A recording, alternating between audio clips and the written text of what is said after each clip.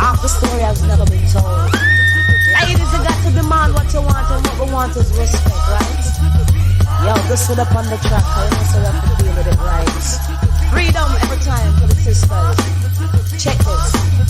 Watch this. Here we go now. Listen, if I'm boom boom rule, I be the ruler like Slick Rick. Get with this quick-witted Adidas wearing chick. Papa got a brand new bag. Mama got a brand new Jag. Or go tag. I ain't no old hag. I represent not only in the kitchen, in the bedroom, but also in the boardroom. So give me more room. Deny my opportunity, you in jeopardy. Yo, set me free, don't hinder me, let me be. I'm fighting for freedom, I got the heat in case you need them. Straight soldier, ain't nobody told ya. Hold up on them lies, I know your games and your plans. Hello everybody, welcome to the European Book Slam. I'm your host, I'm Jules, and we're just kind of welcoming everyone starting to log in, so that's great. And how are you? Let us know in the chat. It'd be lovely to hear from you. It'd be nice to hear from some listeners. You can either chat to us on the Clubhouse app chat, or you can also send us messages via the YouTube chat. Free. Well, I'm going to start opening up tonight. I think I'm going to do a little bit of reading from my own book. I'm going to introduce it to you. I am a writer of science fiction and fantasy. And I've written 2 books that are for sort of like teenagers upwards, centered on sort of mental health and trauma and recovery from that, with a focus on mixing that with fantasy background. And it looks at how someone can be affected by trauma and their struggle to find a path through it. And I've also written 2 children's books as well, which are about worry monsters. And worry monsters are for children who are also struggling with things, albeit whether it's like an argument with a friend or issues at home or anything. And they can talk to the worry monster, and the worry monster does very good listening. And they're coming out very soon, in a couple of weeks. So watch this space. So I'm going to read from book 1 that I have, which is this book here. I'm very proud of Thorns and Demons, which is book 1 in my series.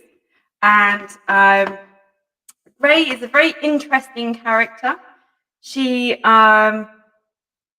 I say about Ray? Ray struggles a lot, shall we say. She finds life very difficult and makes very bad decisions, but she also has a very good heart and wants to help people.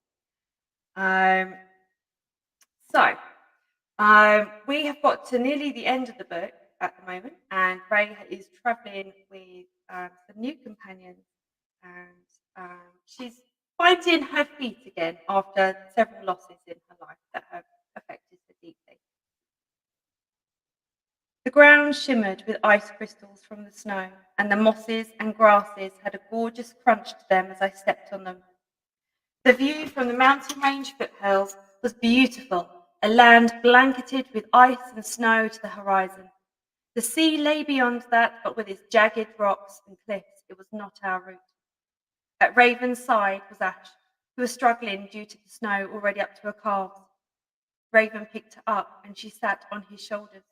Much to her delight, moving alongside him, we walked in silence for several miles, whilst Ash caught snowflakes in her mouth and on her hands. He never stopped scanning the horizon, his eyes never resting for more than a moment, ever the protector. He looked out for Ash just like I did for Naily. Her image flashed in my mind, and the familiar pang of guilt made my stomach lurch. Coward. I swallowed down my thoughts, better not to think of them.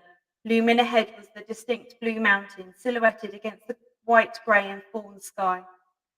There, Ash, can you see them? He pointed at the near horizon, a big smile on his face. He was excited to be going home. Her face crumpled, though, and she burst into tears. Raven placed her hand on the ground, enveloping her in his arms.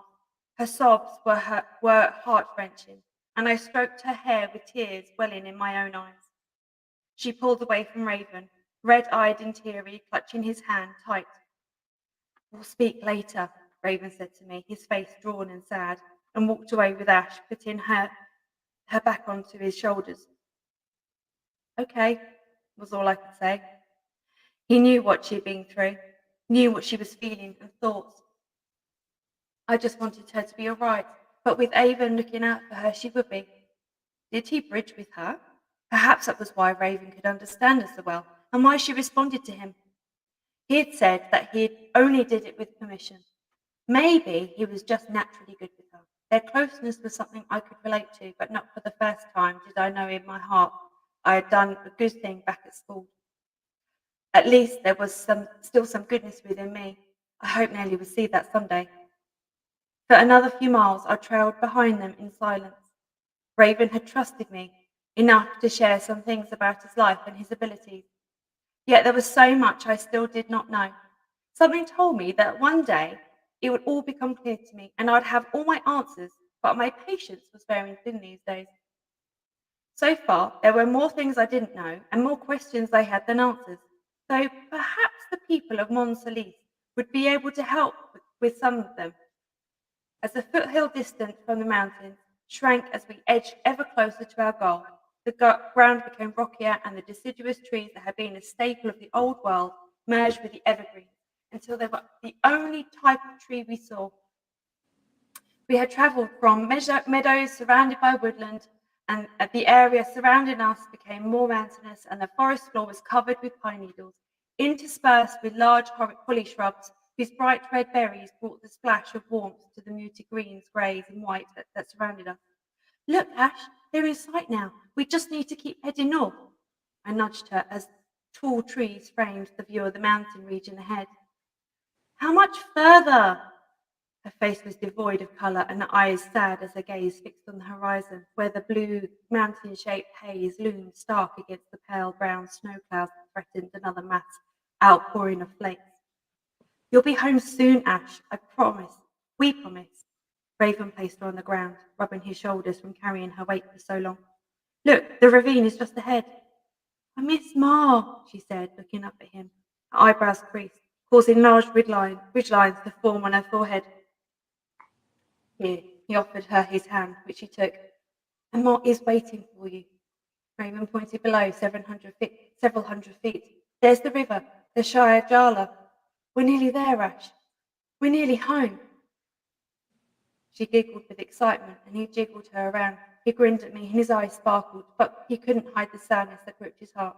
It was hard not to get caught up in their emotions, and I grinned too.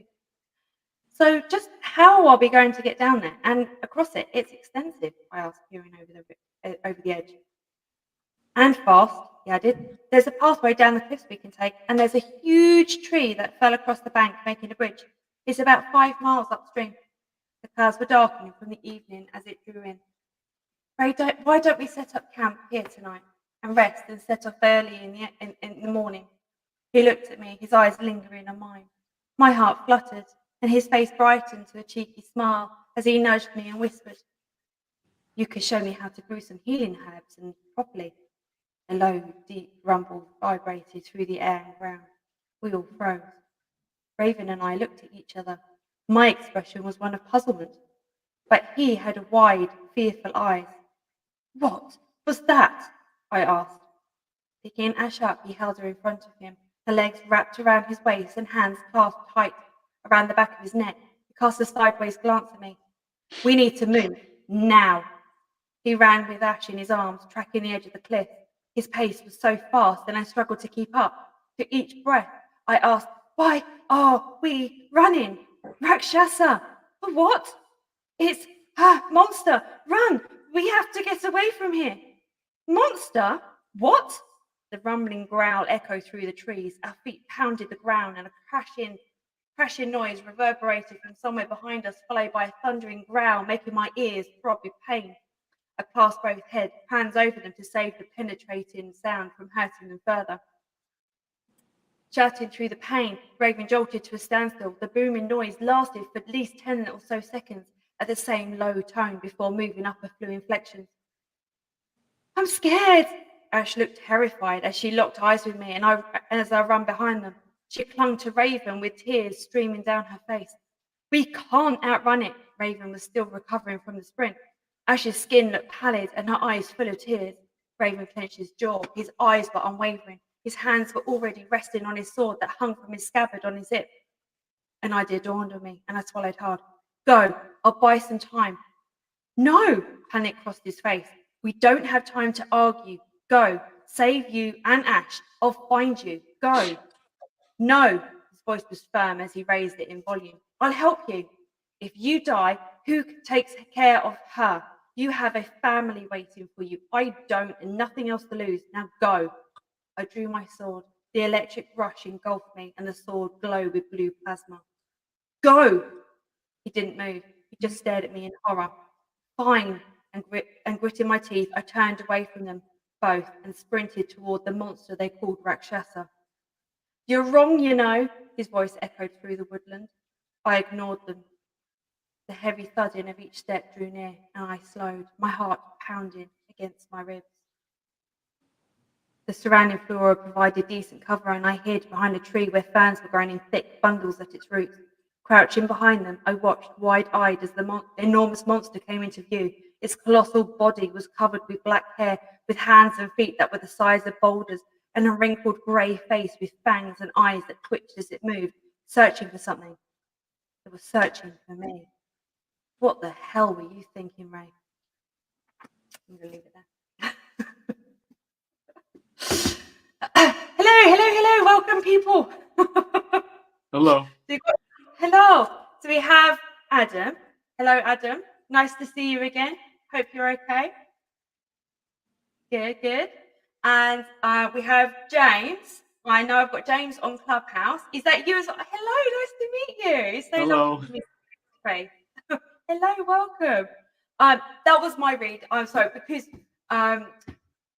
this is still a beta testing of what we're doing with the podcast. So we've obviously on Clubhouse, but we're having a go at doing it like this as well. And the feedback so far from all the authors that we've had on here has been extremely positive. I think because it's the face-to-face thing that they like. So that's cool. It's lovely to see you face-to-face. So welcome. So we have Indy, who is in the background. He's doing his thing, and he'll be sort of fiddling around bits and pieces. We also have a private chat message that we can also message each other as well if you need to, both on Clubhouse and on here. But there's also a very public one. So if anyone from YouTube would like to join us and make chat on there, you're very welcome to. Or anyone of our guests today can also do that too. So I'm going to get a little bit of feedback, if that's okay, because I know you were listening to it. So what did you think? I'm going to go to Adam first, if that's okay, James, because this is your first time here. So we'll be gentle and nice to you today. So Adam, what did you think of what I was reading in terms of like the content? Was it interesting? You know, your thoughts. Sure. Yeah. No, let me test my microphones real quick. Am I echoing? Do I sound okay? Can you are hear me? echoing a little bit. I am echoing a little bit. Let's see. What do I have to turn down? Phone? Do the phone. Turn the phone right down. Turn the phone down. Okay. I hope that's better. That's better. Okay. Cool. So yes, thank you for reading, Jules. Always love it. I can't wait to actually read your book because I love fantasy. And I hate that you stopped right when she was about to attack this Rakshasa, which is exciting. And is it a Rakshasa like the Hindu demon character from Hindu lore, or is it more just that name fit with the people who are from Earth that are there now? So the backstory anthology that I'm in the process of writing will explain that, why it's been called that. I've not based it off of the Hindu the actual character. However, the people who land on the planet, they find names for things because it's the only names that they know that relates, that they think to it. So it's huge. It's got masses of black hair. It's scary. And so that's how the names kind of end up being like that. I quite like mythology. Yeah, I've got quite a lot of blended mythology in my book.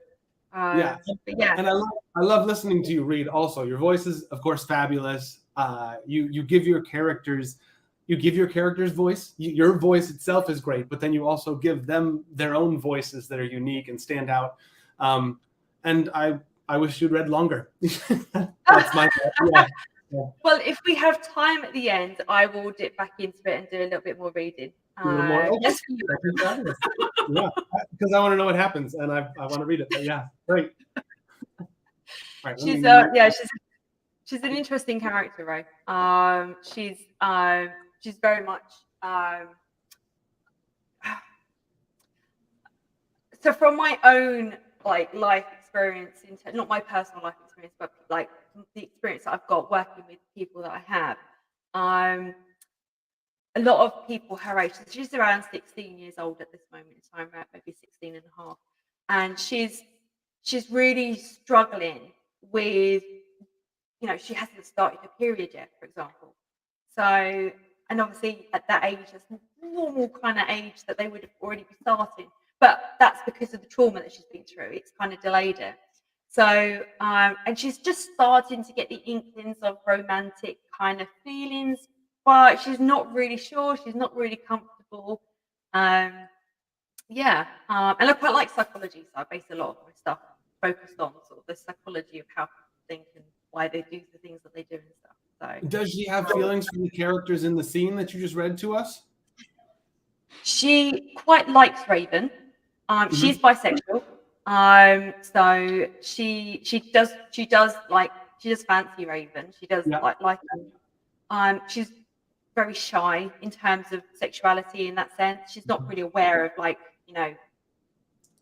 she's not part of an LGBTQ community in that sense. She's not aware of anything like that because no one's ever talked to her about that. She knows she likes Raven. She's not sure at all about how he feels about her because she doesn't know anything about it. Book 3 is when we start seeing a lot more sexual activity from her in terms of her love interest. But it's not Raven. Oh, it's not with Raven. Okay, and not with Raven. I know she's already experienced some trauma by this point in the story. Yeah. So prior to this time, so the book starts with actually a family, like a close family friend, being really sick, and writing has been completely outlawed, and reading has been completely outlawed because there's an oppressive undercover group that is basically like, if you think of like a puppeteer, and the government is doing that, and so it's instructing the government what to do, and there's basically a coup that happens at the beginning, and so this undercover group literally take over the government. And so she's kind of like thrust in the midst of this very adult scenario, and not really knowing how to handle it. And we get to a point where there's a riot that breaks out in town. She gets taken and kept prisoner in a dungeon. And the book centers on her emotional trauma from that and what happens to her there. And the subsequent books focus very much on her PTSD, effectively, and depression and anxiety that's caused as a direct result of that trauma that happens to her. And she manages to escape the dungeon, and the process of how she escapes completely changes her as a person. And rather than being this teenager who, like teenagers are today, a bit sort of like, careless about the way they go about things, and a bit, she becomes ruthless from it, and it completely changes who she is. And trauma does change people, and it's about having to find the person that you now are and accepting that new person. And so that's what I wanted to kind of feed into the book. Yeah. Any other questions? Awesome. James, you've been listening for. Sorry, go on. I didn't. Sorry, say again. I didn't hear you. Oh no, I was gonna go to James. I was gonna ask him. Great. Yeah, let's do that. Let me mute myself. He's been listening now for a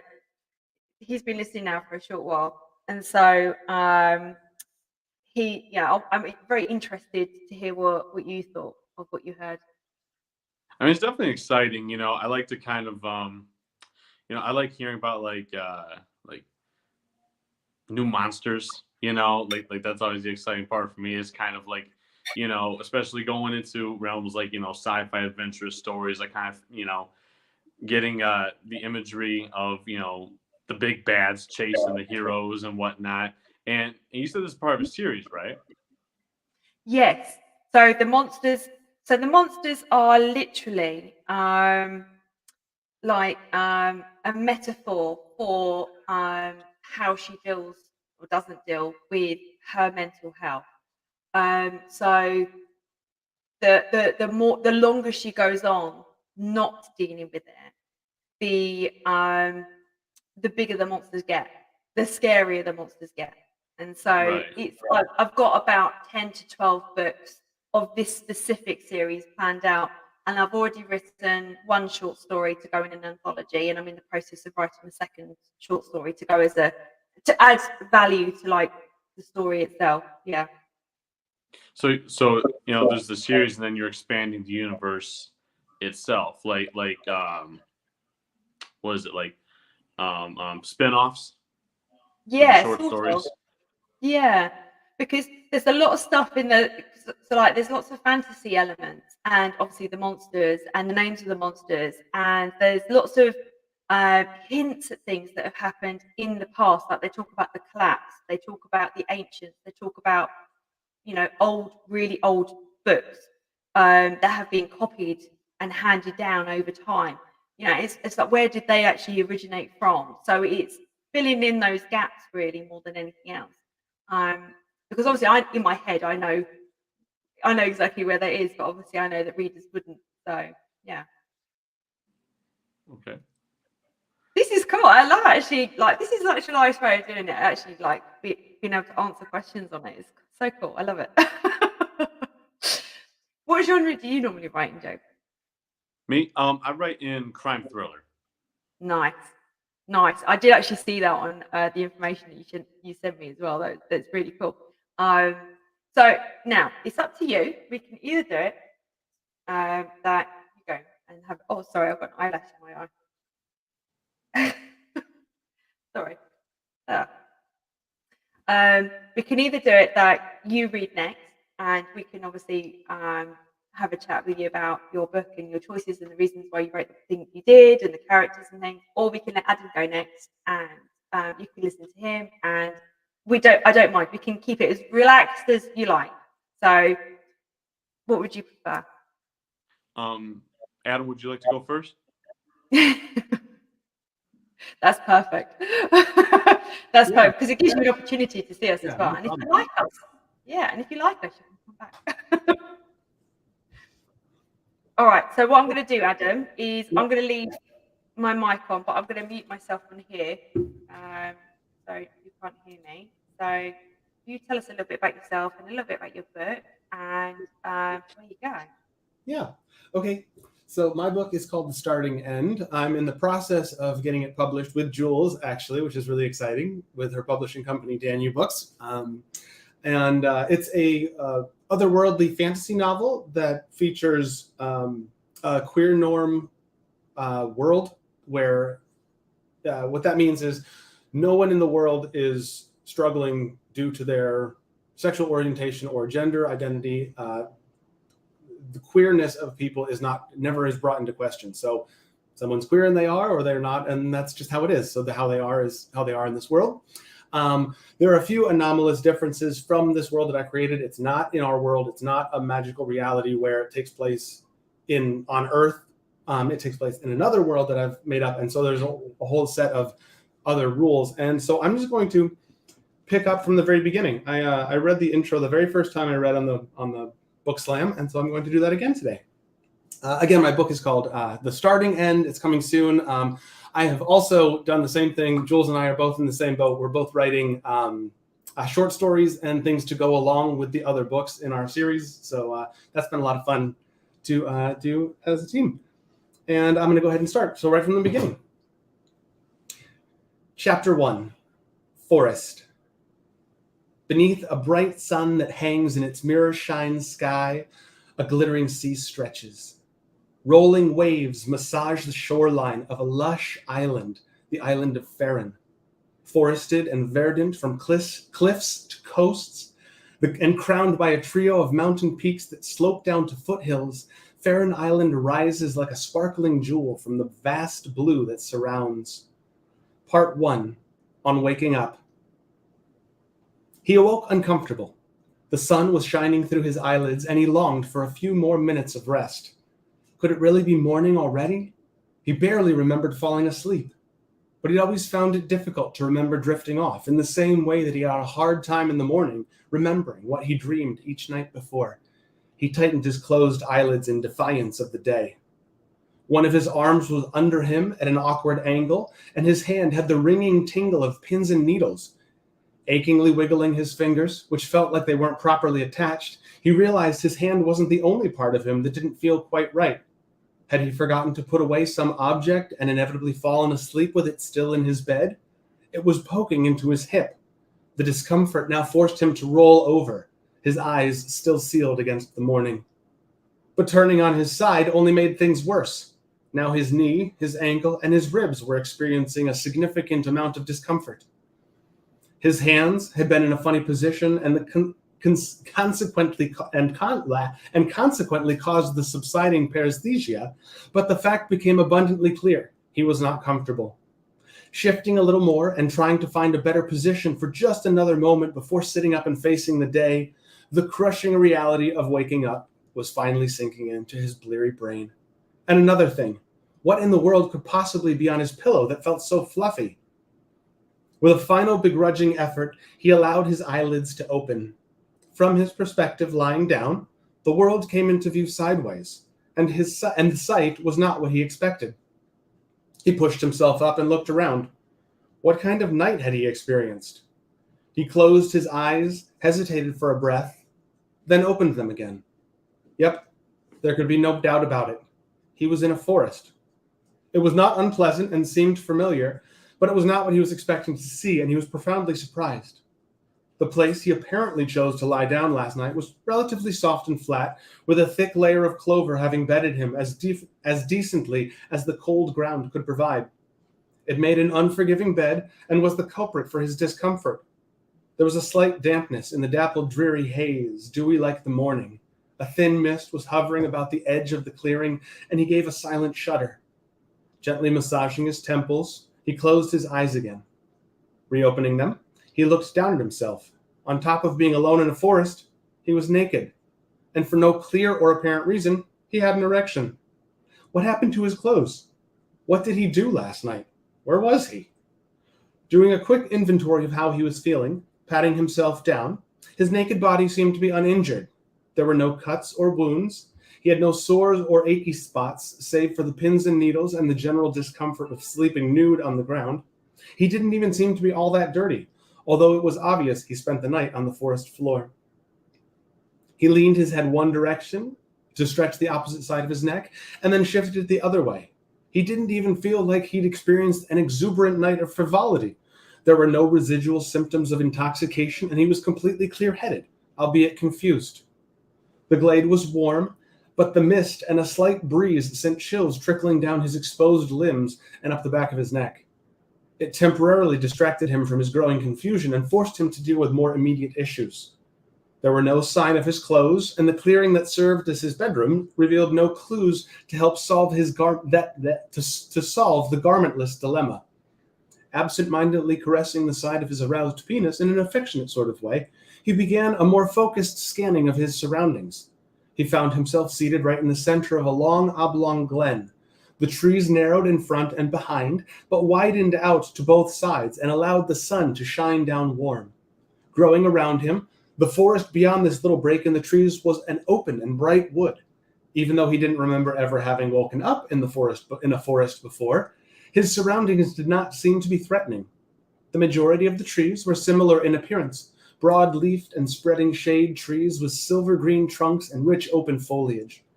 There were also several evergreen and nut trees standing out uniquely among their cousins. Besides the clover and moss that was beneath him, out around the edges of the tiny clearing were tiny bunches of flowers. They nestled in the shade at the bases of many of the trees, purple and white, on short green stalks huddled together in clusters of 3 or 4. The blossoms reached up and around their floral siblings, vying for the light. There was a twinkling that danced across the top of the flowers and flickered like miniature butterflies of light.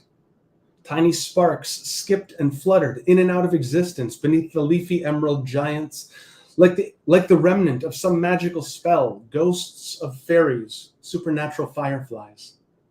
They would flash and flicker and fade before others popped into existence.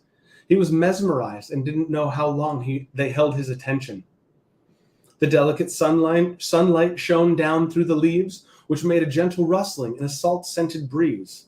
It hinted at the ocean, but he couldn't hear the sound of waves. There were plenty of other noises, and they came in a broad spectrum cacophony. Quiet chirps and caws and whistles were called out by avians hidden in the jade and olive viridescence of the treetops. He heard the echoes of squawks and squeaks from unseen animals far off in other parts of the forest. He hoped they were far away. Suddenly, his peripheral vision picked up movement to one side, and he turned his head to look. He stopped stroking and covered his stiff member with both hands. Moving between the spacious trees that surrounded this little glen, a figure was making its way towards him. The individual was hooded, cloaked in forest colors, all greens, grays, and browns. An animal was also visible that shuffled through the underbrush with the stranger. It was a short-haired, four-legged creature, the top of whose head only came up to the person's knee. The furry thing ambled lazily behind its companion and stopped to snuffle at something down by the base of a flowering tree. The animal's snout was blunt in profile, and its ears perked slightly and flopped down the sides of its large head. Continuing forward, the stranger reached the edge of the small clearing, stepped in, and spoke. The voice was that of a young man, smooth and even in its cadence. "Hello, Ollie. My name is Ollie." Ollie's own voice sounded normal to him. The words were properly shaped as they passed his lips. The other man spoke again as he approached. "How do you feel?" Ollie furrowed his brow. "Normal, I guess," he mumbled. "Come along," the man replied. His words were not spoken forcefully, but they felt like a command. He then added in an almost cheery tone, "Let's get you some food." He came to a stop and stood above Ollie, who was attempting to hide his now subsiding erection. Ollie looked up into the face of the other individual. Like the forest, there was a familiarity. The face seemed not unknown and had a pleasant enough look to it. The man's eyes were bright green, and there was green paint, or maybe they were facial tattoos, in a pair of stripes from mid-forehead to mid-cheek, one running above and below each eye. His face was slender but not thin. His skin was light but not pale. "Here are your clothes."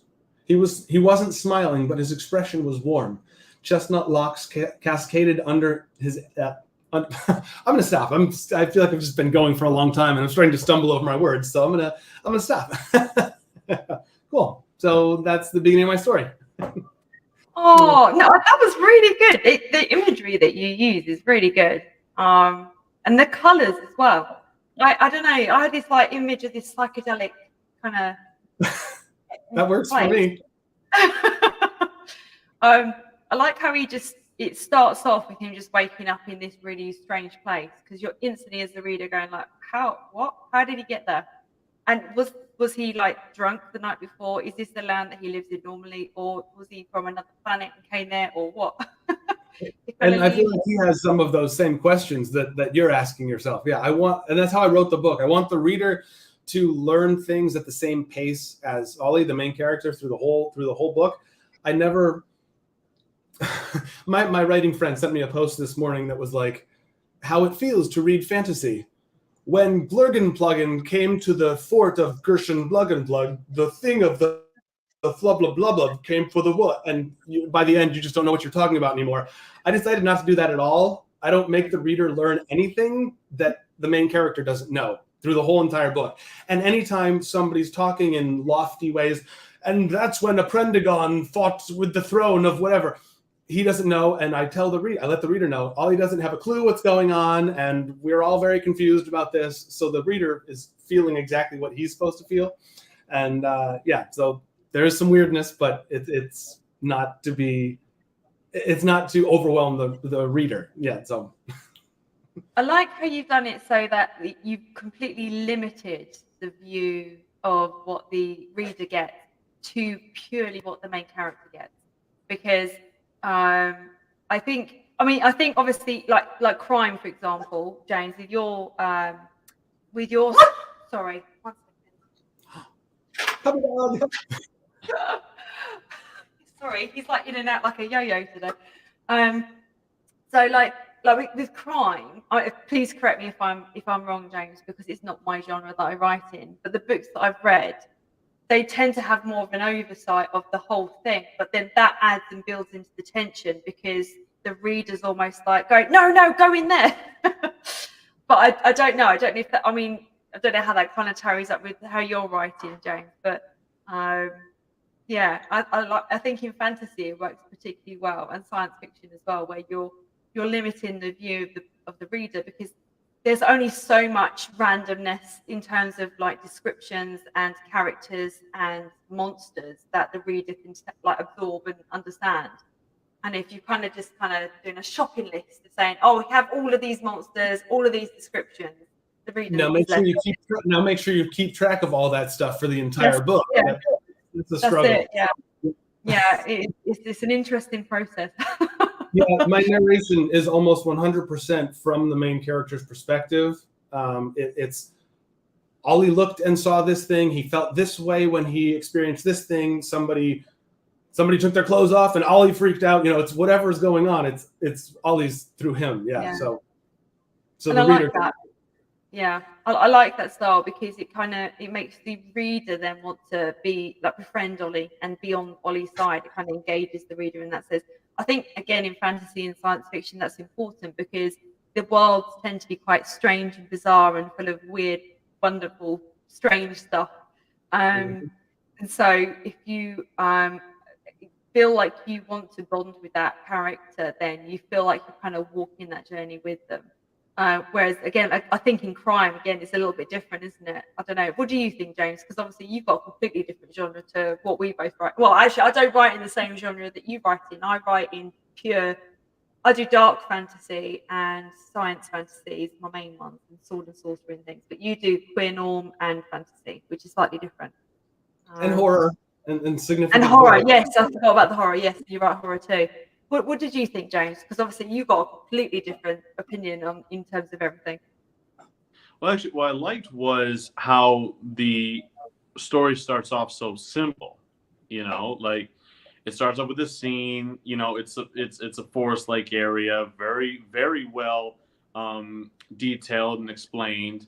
So, you know, it keeps the reader focused on like the setting itself, not and like you said, you start off with not just giving us a whole bunch of different, backstory and history and whatnot, like we'll learn that eventually. Right now, we're just kind of focusing on, why is he here in the first place? Who's this guy? Excuse me, I'm sorry, my nose itched. Why is this guy showing up all of a sudden with clothes? Like, hey, put these on, come with me.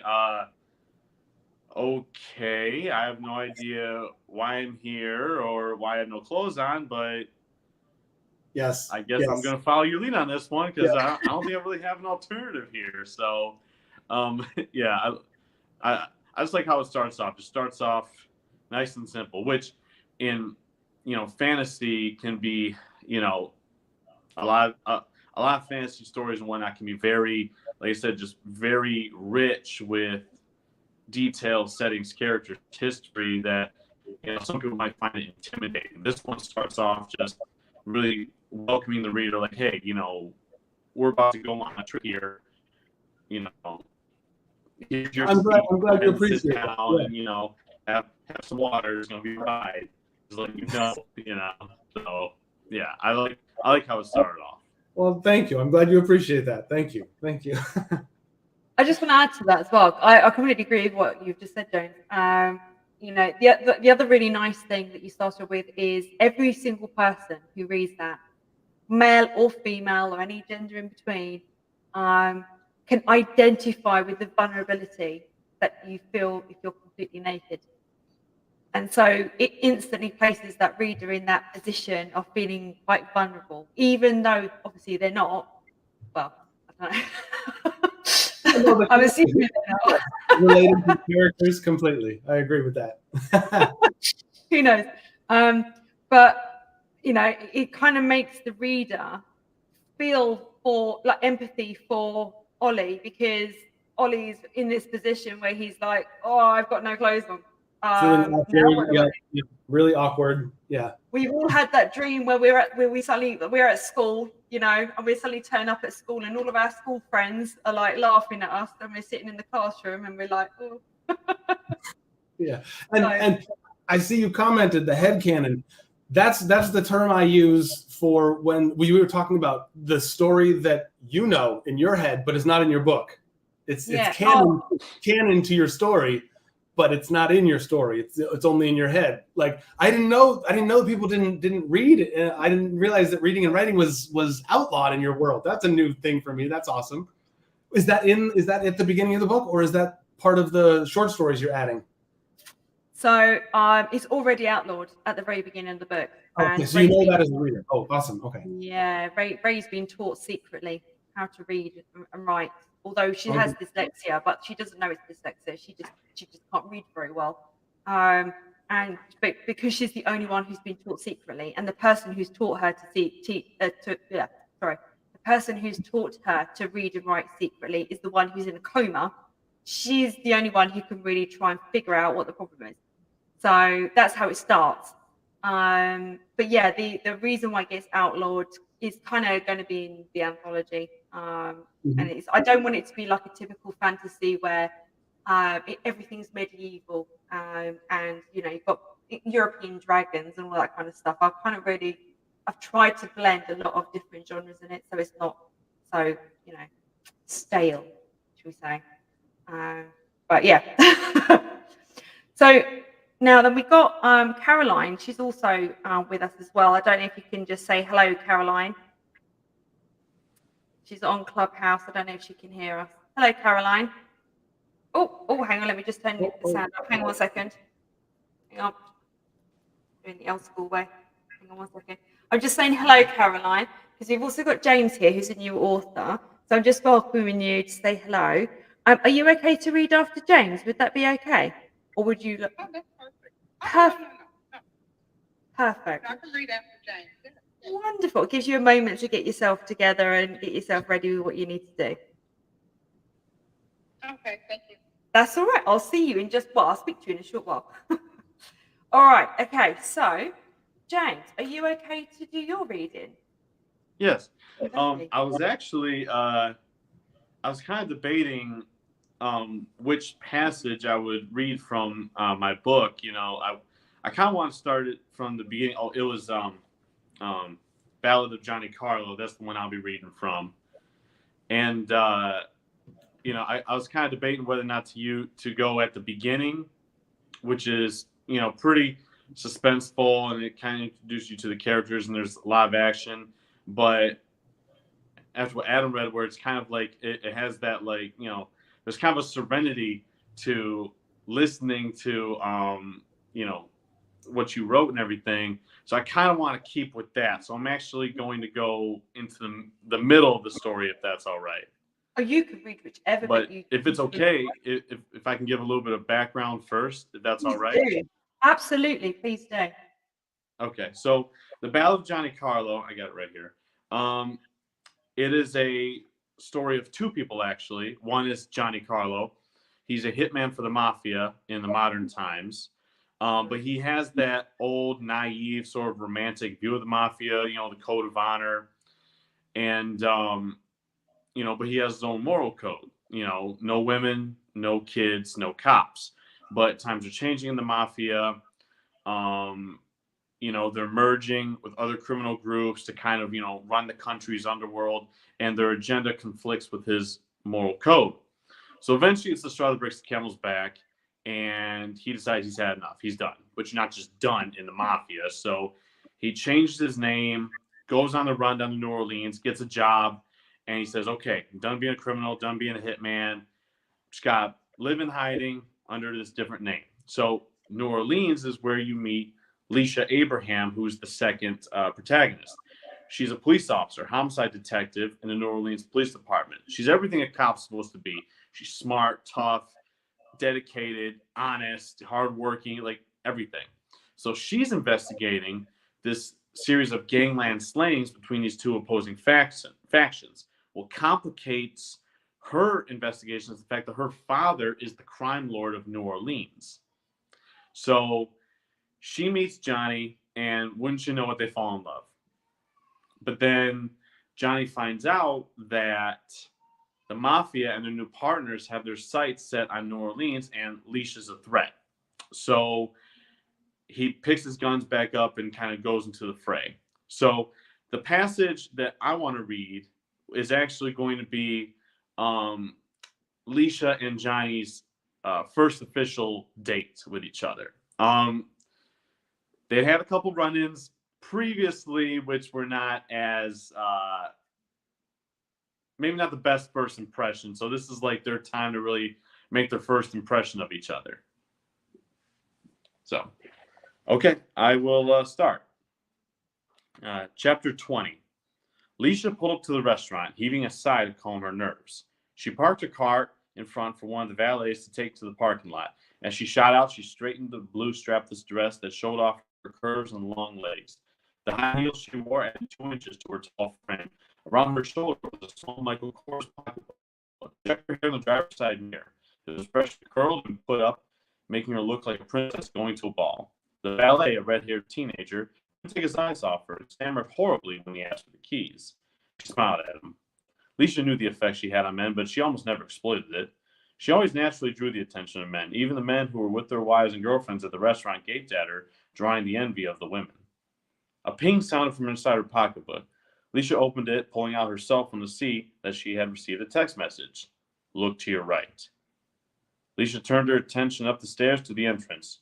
Johnny came walking down toward her, his radiant Hollywood smile evening the situation for the jealous women, who now had something to look at as well. Leisha gasped a little as she gazed on him. He wore a black sport coat over a dark blue dress shirt and black slacks with polished dress shoes. His hair was neatly combed back as always, and he felt his heart skip a beat as he looked at her. She couldn't help it, because she had him hypnotized with her beauty. She walked toward him so they would meet halfway like magnets. Without thinking about it, they hugged in greeting. The two became almost intoxicated by each other's smell. They let go, and Johnny walked over to the valet, who had not yet parked the car, and gave him a tip. As he had promised, the dinner and everything included was on him. Johnny held out his arm, and Leisha took it, and they headed inside the restaurant. Lorenzo's had earned its 5-star rating. The menu was strictly Italian cuisine, and all the chefs were masters at their craft. The waitstaff wore white tuxedos, and on the walls were paintings of various Italian cities such as Florence, Venice, and Naples. An outside dining area was located on the roof and was the premium spot when the weather was cooler and less humid. Such was the case tonight. Their table was located by the railing, which provided them a view of the Mississippi River to the southeast. Leisha had to admit that she was impressed. Beautiful restaurant, beautiful view, and a beautiful man. And he was a gentleman, too, which he demonstrated by pulling out her chair for her before sitting down himself.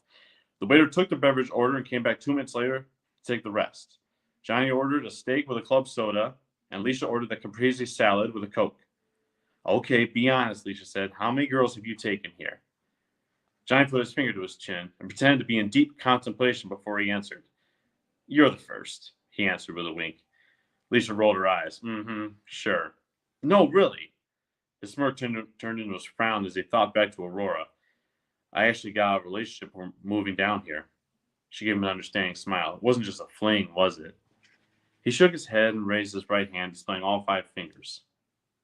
5 years. Leisha's eyes went wide. What? That's longer than some marriages. She looked down for a minute. I kind of just got out of something too. It wasn't as long of a relationship, but I thought we were growing with good soil. If you don't mind me asking, what happened? Leisha shrugged her shoulders. He just turned out to be someone totally different. She looked back up at Johnny. What happened with yours? Let's just say if I had stayed in New York any longer, one of us would have killed the other. So you just up and left and drove all the way down here? Left your whole life, your job, your family, all because of her? It wasn't just her. I needed to make a change in my life, get a fresh start. A friend of mine knew the guy that owned the place Randy was working at and introduced us. And as for my family, well, I cut ties with them years ago. What did you do for work in New York? Johnny thought for a minute.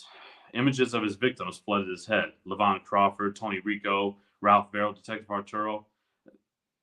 I worked in private security. Alicia smirked. I can't imagine you working in a guard booth or patrolling a mall at night. He chuckled. No, I did real security, professional bodyguarding, crowd control with the police during sporting events and such. Yeah, I know a few moves. You study? Alicia's ears perked up. Martial arts have been a passion of her for years. 4th degree in Shorin-ryu karate, and I also studied boxing. Well, maybe we should spar sometime. It was Johnny's turn to be impressed. You know karate? Alicia smiled. 2nd degree in Jeet Kune Do and 5th degree in Taekwondo. Did he teach that to everyone in the police department? Just use of force takedowns and open strikes. My father put me into martial arts when I was a little girl. He's a big social Darwinist and lectured me about how hard the world is and being soft only makes you a victim. Johnny nodded approvingly. Sounds like a wise man. Alicia smirked. He is, in a way. I love him, but we have, let's call it, philosophical differences. Is he on the force too? No, he's a businessman. With a badass for a daughter? Johnny winked his eye at her, making her giggle. He loved the sound of it. That trait runs in the family, she replied. So when you're not out on the streets being Batgirl, what do you like to do for fun? And for the next hour, Johnny and Alicia discussed everything from hobbies to philosophy to lifetime goals. Alicia was amazed at how Johnny matched her in literature, enjoying similar topics, even though it was different authors. While he was into Mario Puzo, James Patterson, Charles Dickens, or Leo Tolstoy, she adored Donald Goins, Alexander Dumas, Fyodor Dostoevsky, and Terry Woods. Johnny found it refreshing that Alicia knew all the ins and outs of baseball and football. And they playfully argued about the New York Yankees versus the Texas Rangers, but both were fans of the Jets.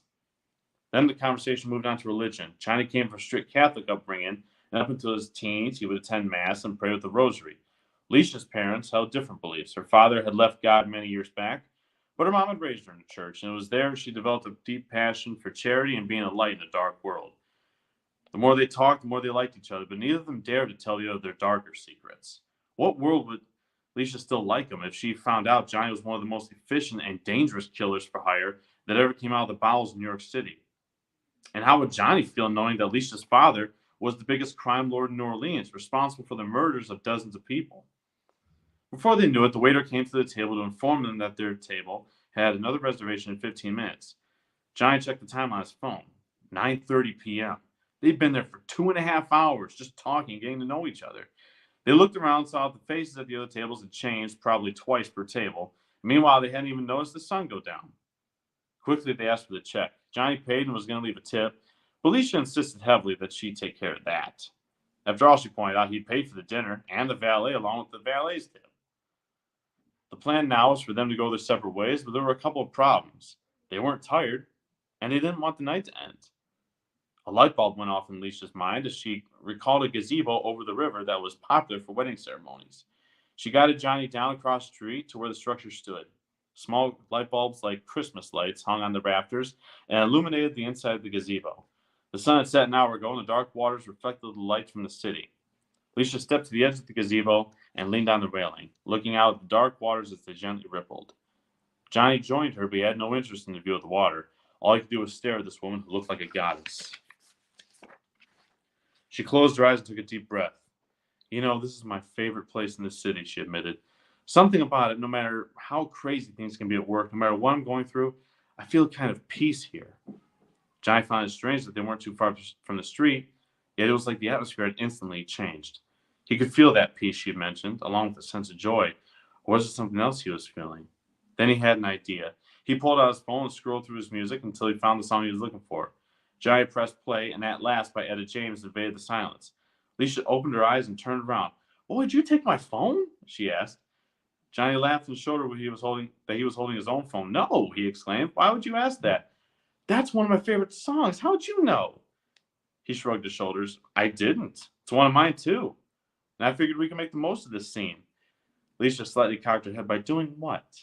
Johnny smiled and held out his free hand. No, she said, slightly embarrassed. In truth, she totally wanted to. It was so romantic, but she hated to let other people know that side of her. Working as a cop tended to make her self-conscious like that. But Johnny wasn't having that. Listen, we aren't guaranteed tomorrow, so let's end this night the best way we can, he demanded. She knew he had a point. The night was perfect so far, so why resist temptation? The dance was a simple two-step, the participants moving while completely enveloped in each other's arms. Johnny experienced a familiar feeling, like he had been here before, but in a dream. He stared into Alicia's eyes, and he swore they were like windows, allowing him a deeper look. Behind those eyes, he saw a light, a warm, righteous light. A lifelong pessimist, he had never believed in the good in people. That philosophy was immediately eroded. There was good in this woman. Without thinking, he kissed Alicia and held it. He couldn't let go, didn't want to let go. Alicia let out a soft moan, then she pulled back. She stared at Johnny for a moment before putting her hand on the back of his neck and guiding his lips back to hers. The song had ended. That magnetic force was back, keeping them secure as their souls started to entwine. Suddenly, it sounded like a gunshot rang out in the background. Johnny instantly released Alicia and went for the gun in the back of his waistband. Except he didn't have one. Fuck, they found me, he thought to himself. How could they have found him? He felt naked without a peace. His eyes scanned the darkness looking for the unseen attackers. All he saw was a car driving down the road, backfiring as it went. The faulty engine of that automobile was the perpetrator of the noise. What is it? Alicia asked, stunned by the sudden change in Johnny's demeanor. Her voice brought him back down to planet Earth, but the moment they had was gone. He looked at her in terror. He was afraid of what she could do to him. Only one other time had he ever felt that way about someone. This was stronger than before. It threatened to take his control away. On guard from it, he backed away from her. Alicia didn't understand what was happening, but she started to feel hurt. What had happened? I'm sorry, Johnny said, as he quickly turned around and briskly walked away, almost in a run. Never in his life had he been so caught off guard, so quick by such a force, human or nature. What he didn't know was that same force had hit Alicia as well. As she watched him walk away, she too was overwhelmed by confusion. Neither of them knew what was happening. They had no idea that Cupid had just shot them both. And that's it. That was awesome. I don't know. I might be completely wrong, but I had in my head. Have you ever seen the TV series Suits? What is it? Suits. No, I As in haven't. So it's Slick Lawyer Office. It's actually pretty good. It's like a comedy / drama / I don't know. But I had that mixed with a bit of Goodfellas, mixed with I don't know. And there's obviously romance there as well. So it kind of added that element into it as well. I really liked it. I'm going to let Adam talk first, though. So I'm going to hand it over to you, Adam. You have a fiddle around with your microphone. That was really good. I really enjoyed listening to you. I've got some feedback I'm going to give you in a minute, but I'm going to let Adam go first. No, cool. I thought it was great. I thought it was great. I think your voice is great. I think you gave plenty of detail for the story, which I find very important. I wanted to know he had shiny shoes on. I wanted to know the waiters were in white tuxedos. All the details were great. The storytelling. I at the beginning when you were like, and then her father is the crime lord of New Orleans, whatever. I was like, oh, I know where this is going. Okay, yeah, they're gonna fall in love, and oh yeah, here we go. And as soon as the bang from the gunshot, I was like, that's gonna be something to fuck with him. It's like it's not actually a gunshot. It's just interrupting the moment. It's ruining something. That's good. That's clever writing. I like that. So yeah, good. That's my thought. Sorry, go on, Joe. Did you want to say something? No? I thought you were going to say something. That's why I paused. I thought that the way you read that was you were almost acting out some of the bits as you were reading it. And the more you started reading it, the more relaxed you were at reading it aloud. And you really got into it. The character descriptions are really good. Like I had in my head, like, really well dressed in suits, like nice outfits, but with that undercurrent of, sort of the crime and, all that kind of going on. I felt like you were leading the reader, leaving little breadcrumbs to try and draw the reader through it and sort of give drip feeding information. Is it this? Is it that? I love the way that you kind of involved the romance in there as well. And it's again, that's almost like a will they, won't they? I think that it was a really interesting bit that you read because it flowed really nicely. but it also told so much without telling the reader everything. So I'm left wanting to hear more. And you said that was a middle part of your book. And I know you gave us a little bit of backstory leading up to it. So what kind of who is the main protagonist in this, in terms of like who are they, in terms of what type of character are they? What made you write them in the way that they've been written? What are your thoughts about your main characters? Because some people hate their main character. So tell me a little bit about that. I'm sorry. Yeah, you cut out a little bit. I'm sorry. I think it's the connection over where I'm at. No, that's okay. I can repeat the question. It's not a problem. Did you hear all of what I said, or only bits? I'm sorry. Say it one more time. It was cut off a little bit. No, that's okay. I said, did you hear only bits of what I just said, or do you want me to repeat the question, or I can repeat all of it if you want. It's not a problem.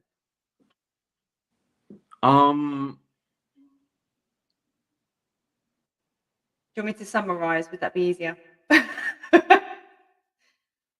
I'm sorry. I think there's something going on with my audio.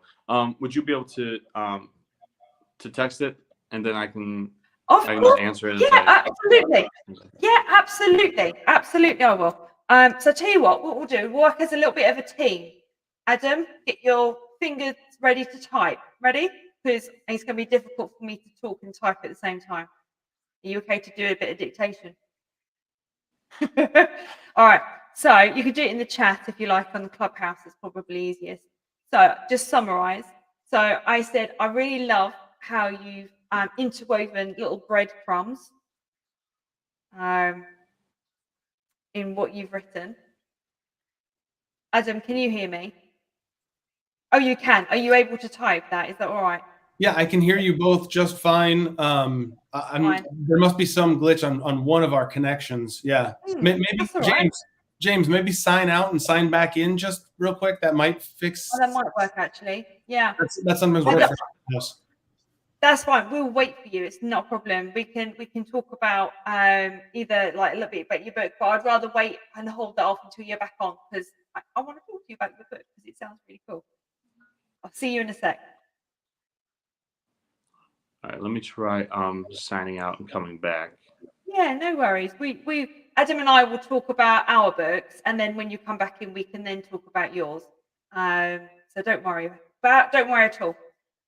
So whilst she's doing that, so Adam, your book. Hello.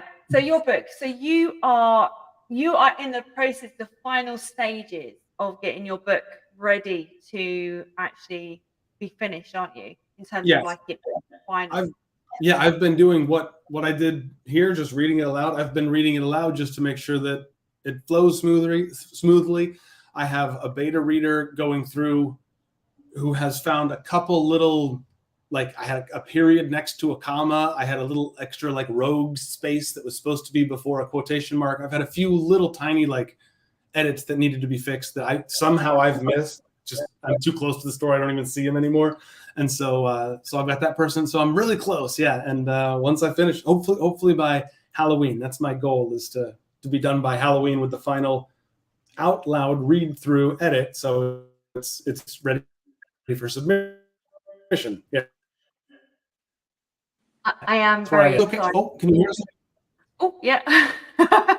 Yeah. I am very excited to be able to read it in full. It's going to be exciting to see Ollie's journey, because I don't know the ending. You see, I only know the bits that I've heard, and I like what I've heard. So, I'm looking forward to finding out what is the end, because it's called The Starting End. So it's like, well, does he start at the end then? Is that how it starts? And so my brain's like, I don't know what's going to happen, which is good. That's a sign of good writing. Yep. Hello, James. You look like you're able to hear us better now. Are you back in connection? I'm sorry? I said you sound like you're able to hear us again now. Are you back in connection? Yeah. I think there's something going on where I'm at. I don't know if it's the weather or whatnot, but it's just kind of I think my connection is just going in and out a little bit. But I'm getting there. Now, I'm You're getting very most well. of it. No, that's good. Do you know what? It's really great to have you on here. And it's really good because there's a group of very regular authors who come on here, who aren't obviously able to make it every single week, but the majority do. This week, they're not because there's just timetable clashes and things. However, it is lovely to have new authors on here as well because we are such a welcoming group and it's lovely to be able to share your work. And what's really cool about this beta testing is not only is it going out on YouTube, it's going out on Facebook, and it's also going out on Twitter, both live and recorded as well. And it's also on Clubhouse, which is obviously live and recorded. And also once it's like our evening finished, or I suppose it'd be afternoon for you, I'm assuming from where you are. Am I making the right assumption? You're in America, aren't you? Is that right? Yeah. Yeah. So it'd be afternoon for where you're. So when this is finished, you can then actually share the link so people can watch it and listen to you read. And yeah, so it's really cool. By all means, share this with whoever you like. So I wanted to actually be able to like talk about your book with you and stuff and find out a bit more about your thoughts about your characters, because I love how you leave little breadcrumbs as you're going along, in terms of like drip feeding information to the author. And I'm left now wondering what on earth is going on with this protagonist. You know, who actually is he as a person and what's going on? Why is he jumping at the backfire of a car and things like that? So can you tell us a little bit about your protagonist and who they are as a person and why you wrote them as they are? Well, what I like about Johnny is that, you know, he is the, you know, he's the anti-hero pretty much of you know, the show, or I'm sorry, the book. You know, obviously him being a hitman, I wanted to give him, you know, a sort of moral code so that, you know, the reader's a little more comfortable with his character, knowing that, you know, he does have, you know, still a moral compass. But he's definitely a naive idealist with the lifestyle that he lives in the beginning of the story. You know, where he feels that loyalty toward the mafia, you know, raised in the old traditions and whatnot. But, you know, he just kind of realizes that, you know, it's, you know, he's growing with bad soil pretty much. Like, you know, eventually, you know, with the way that the mafia is going and whatnot, it just, you know, he has to make a choice. And before that, he had to make choices that, you know, kind of bothered him, you know, really like severely bothered his conscience. And they kind of just assigned him a job that he just said, I can't do this. And so now he has to run. He has to give up everything he knew about the life. And he had a lot going for him. You know, one of the allusions I kind of made in that passage was the fact that there was somebody else in his life, his ex-girlfriend that he had mentioned. Her name is Aurora, and she's basically like Leisha's opposite. You know, she's next in line to run the mafia family. She's also a killer in her own right. Her and Johnny are very much in love in the beginning of the story, and you know, he has to leave all that behind. And not only, you know, is it just a breakup, but now she has no choice but to hunt him down. And then there's Leisha, who is, you know, like the true hero of the story. You know, she and Johnny obviously came from just totally different backgrounds. Even though she was raised with, you know, a gangster close to her, similar to Johnny, she breaks away from it. You know, she wants to be a protector. She wants to, you know, keep her city safe. And, you know, her father, you know, like I said, it's a complicated relationship between two because there's actually love between them. You know, they still love each other. They're still father and daughter, but they just went down totally different roads. And then she meets Johnny, who, you know, he doesn't divulge that, you know, hey, I used to shoot people. But there's definitely, you know, they definitely have to hold back from each other. And what I like is that there's so many different characters in this story, you know, like Alicia's father, Frank, you know, he is a gangster, but he's that rare gangster where he's like truly honorable. You know, he has this almost sort of benevolence. You know, he's almost a good guy, you know, kind of similar to Johnny. You know, then you have like Johnny's best friend, Vincent, who is like, you know, chaotic evil. You know, they start off as, you know, they're thick as thieves in the beginning, but of course, when Johnny leaves, Vincent's his enemy now. And Vincent's like Johnny, just his darker version. So, you know, and there's definitely, you know, a lot of other characters in the book. The book itself is, you know, 500 something pages long. So it was definitely an ambitious undertaking, especially with my writing, because I freestyle my writing. So especially when I was writing chapter 3, which really expands on the ambition of the story per se, I was actually kind of intimidated as I finished. I was like, ooh, I don't know if I'm going to be able to do this. And then a year and a half later, when I finished the book, it all just kind of felt, you know, it all kind of just fit perfectly, you know? So you didn't write notes, you just wrote like stream of consciousness kind of? I started this one off with like a list of characters that I was kind of going with. A couple of them got edited out. And then I wanted to kind of give it I wanted New York and I wanted New Orleans. I wrote the prologue, which is, it's one of those kind of everything that's led up to this moment sort of thing. And I actually didn't know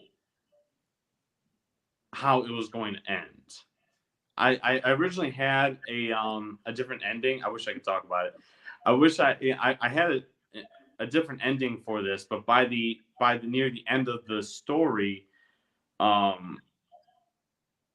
just wanted to go a different route, you know.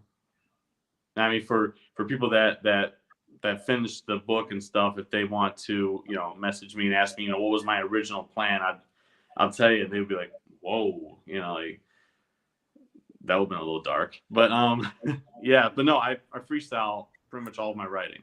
I have no idea what I'm going to write next. You should release a short. I'm sorry? That's cool. You should release a short story with the alternate ending or whatever. You know, that's actually a great idea. That'd be cool.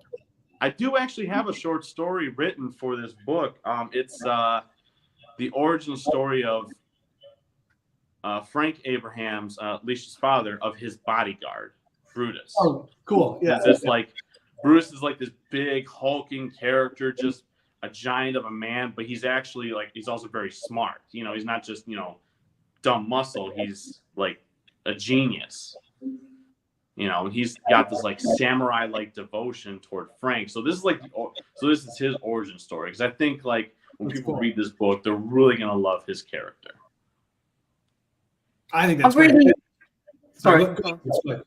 No, I was just listening to both of you talk, because actually I genuinely really enjoy reading crime thrillers, and I'm really intrigued that you went for an anti-hero in terms of choosing the assassin as the lead character.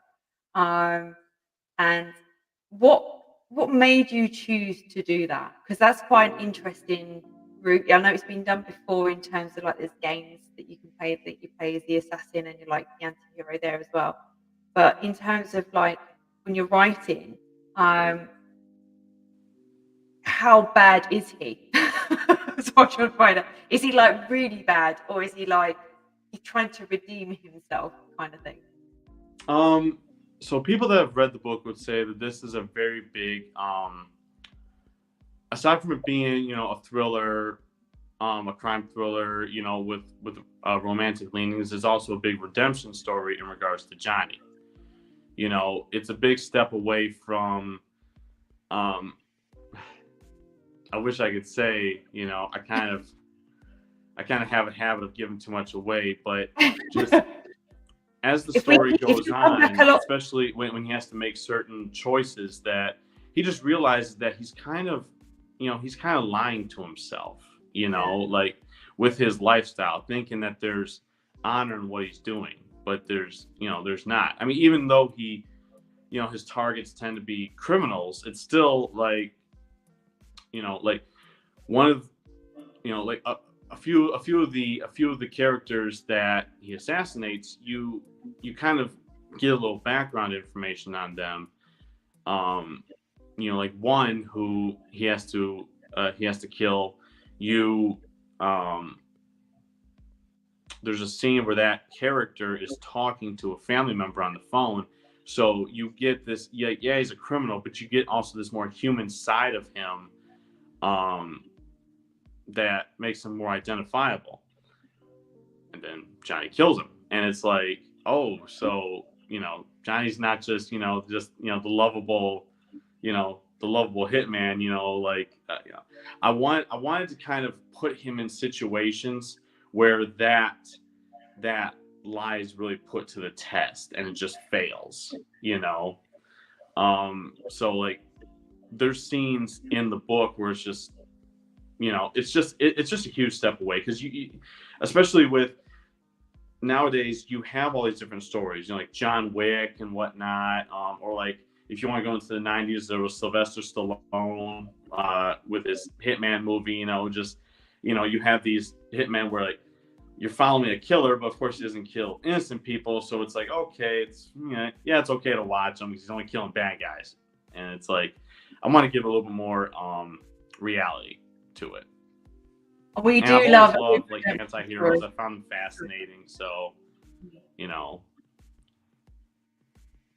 Yeah, sorry, I didn't mean to interrupt you. I thought you'd finished speaking. I'm really sorry. I'm sorry. I was actually agreeing with you. I said, yeah, we do tend to love a good redemption story, particularly of a character that's done some really bad stuff.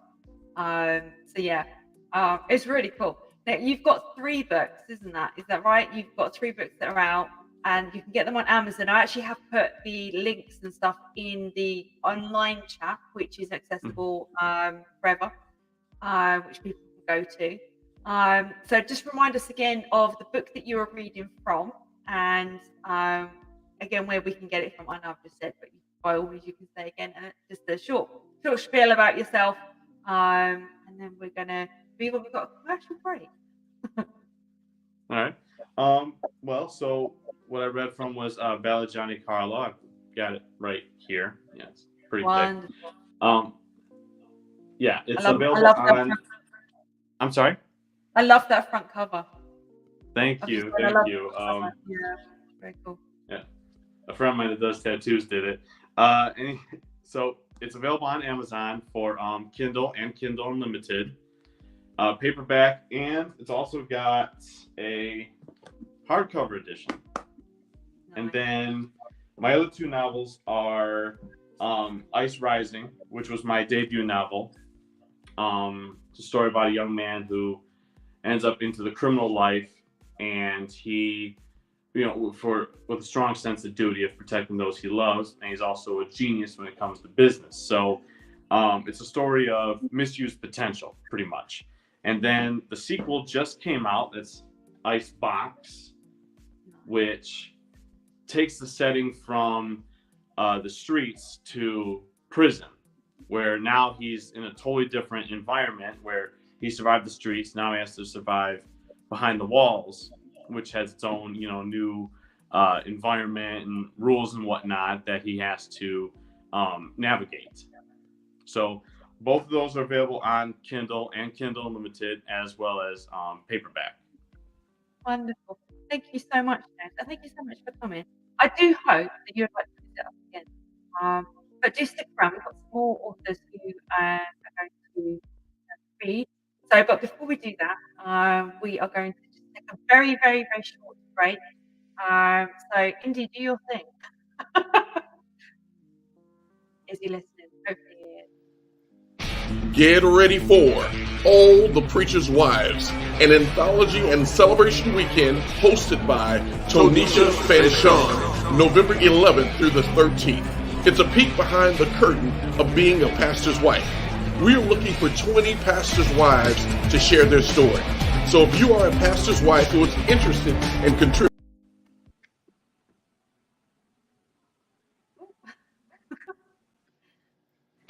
get ready for All the Preacher's Wives, an anthology and celebration weekend hosted by Tonisha Fanchon, November 11th through the 13th. It's a peek behind the curtain of being a pastor's wife. We are looking for 20 pastors' wives to share their story. So if you are a pastor's wife who is interested in contributing to the book and joining us for the celebration weekends, contact us now at www.allthepreacherswives.com, space unlimited. Again, www.allthepreacherswives.com.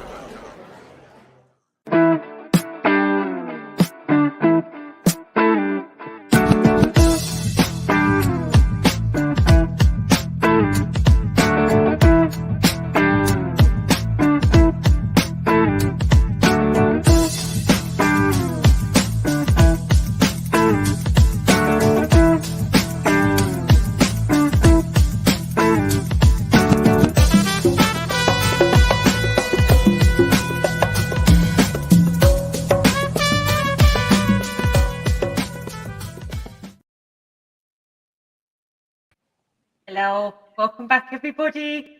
Hello, James. Adam's had to dip because, oh, you're back again. I think your system was playing up a little bit as well. We now have got, hello, my lovely, how are you? I know you popped in, didn't you? I didn't get a chance to say hello to you. How are you Hello, doing? I'm doing well. I'm doing well. How you guys doing? Very well, thank you. Are you able to read to us tonight? I do have one poem that I printed out. I'm at work, so I didn't have my book with me, but I do have one I can share. That's right. Well, I'll give you a moment because what we'll do is we'll pop over to Caroline first and we'll come back to you. Is that all right? That gives you a moment to sort of like get yourself sorted. Perfect. All right. Okay. So I think I'm not sure if James has dipped out as well because his internet's a bit tricksy as well. Hang on a second. Where are we? Carolyn. Oh, can you hear me? I can. Can you hear me? I'm just making sure my volume on my phone is nice and loud. Hang on a second. You speak nice and loudly then and into your microphone on your, are you on a phone at the moment? Yeah, I'm on my iPhone. Oh, you're back again, James. You dipped out again. Did your internet play up as well? Yeah. Earlier today. No, that's okay. I actually thought you disappeared, so I was a bit like, oh, okay, he's had enough. That's fine. He's got. But so it's nice to see you back. All right, so we're just going to listen to Carolyn. She's on Clubhouse. She's not on the video, so I'm just doing the old school method. I'm just holding my phone up to the mic so we can hear her. Carolyn, if you just say hello, I'm just going to check to make sure people can hear you. Hello? Did you hear that, guys? You did? Wonderful. Okay, off you go. I'm going to let you go from here, okay? Do you want to introduce who you are and a little bit about the book that you're going to, or the piece that you're going to read? Okay, yeah. I'm Carolyn Coleman, and I created this character, Gentry. And this is the second installation, and I call it the re-entry of Gentry.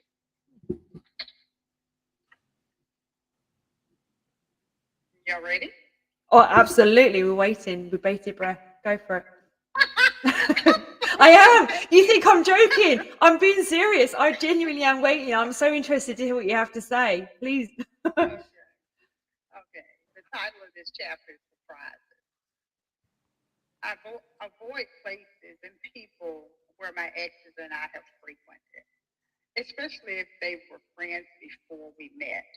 I'm not trying to run anyone's relationship, I have nothing to tell. I will definitely not be crying on their shoulders. Why? I am good to eat alone. Go to the movies alone, whatever it takes to do. Not really. I don't need that extra appendix.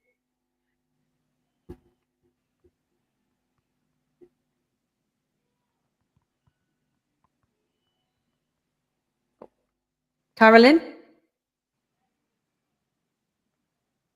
Can everyone else hear her?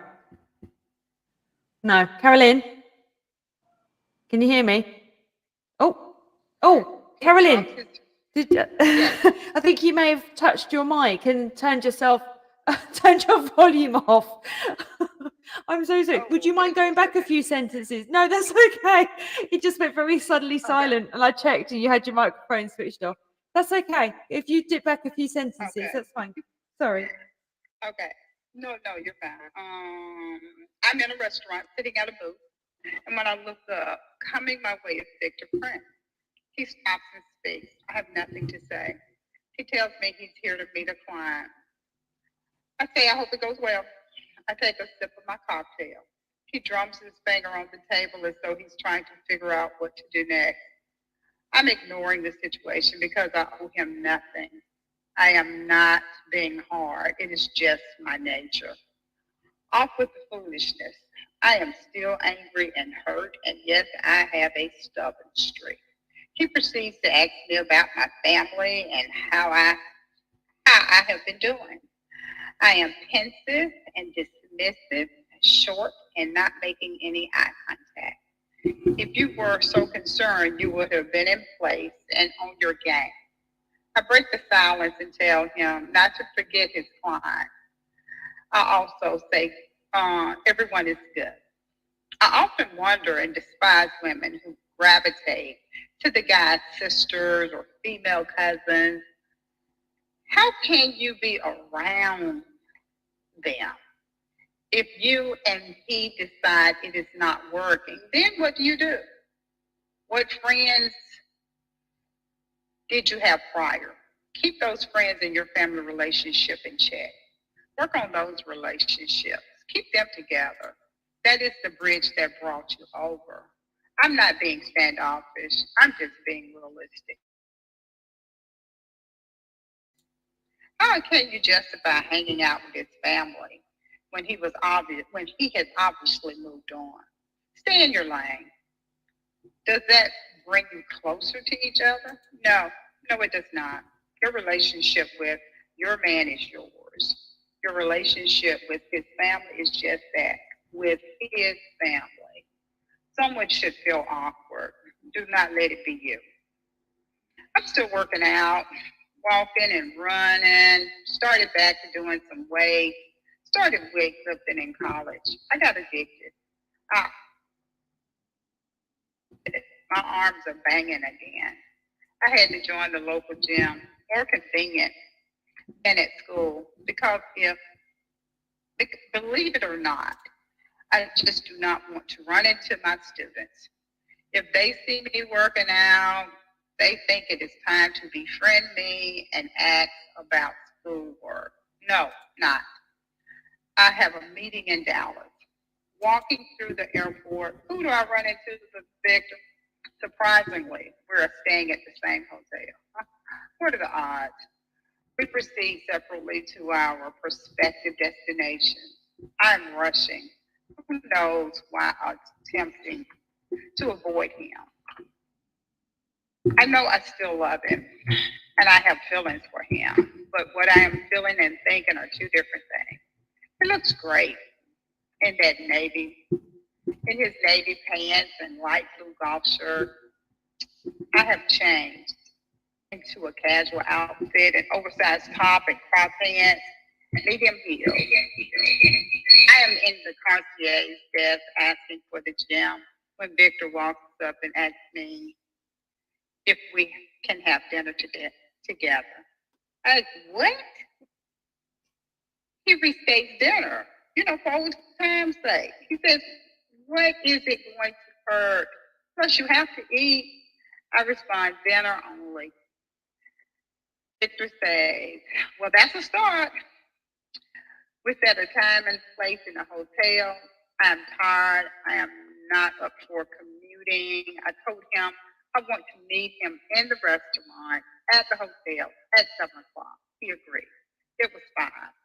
I wanted to relax. I have a cocktail or two. I have my latest book. I would love to read. I nibble on some snacks. I check my itinerary. It's 7 o'clock. Time to meet Victor. He has on long sleeve pullover, crew neck sweater, black pants, too much cologne. Still, say nothing. Just keep down the confusion. He always puts on too much cologne. And I have been telling him that for years. I simply added a jacket to my outfit for the coolness of the room. You know, the conference rooms and theaters are cool, if not cold. So I always have something to cover with.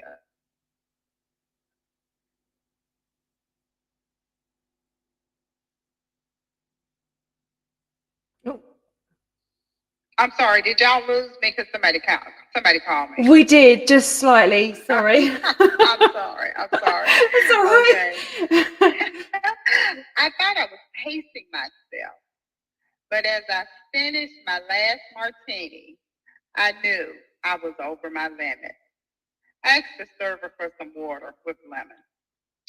It may be a little too late. We will see. I start nibbling on some bread to no avail. The jury is in. I'm officially lit.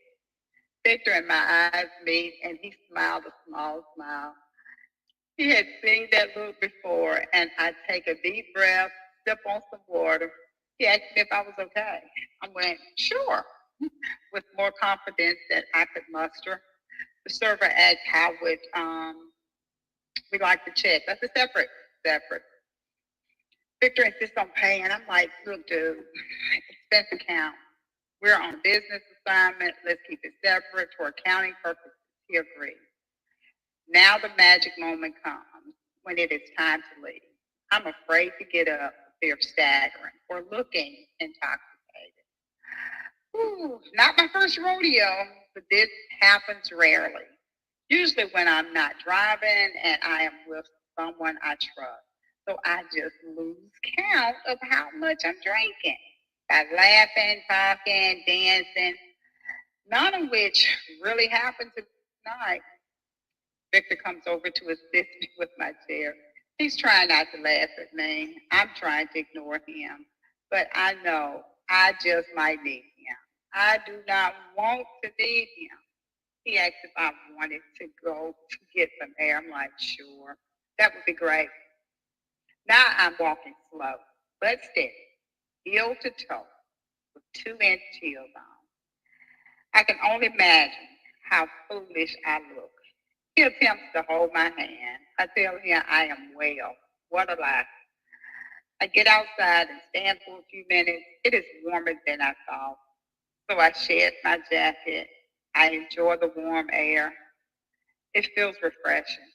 Victor shows me a bench and I sit. I thank him, but I see that familiar look in his eyes. I shake my head.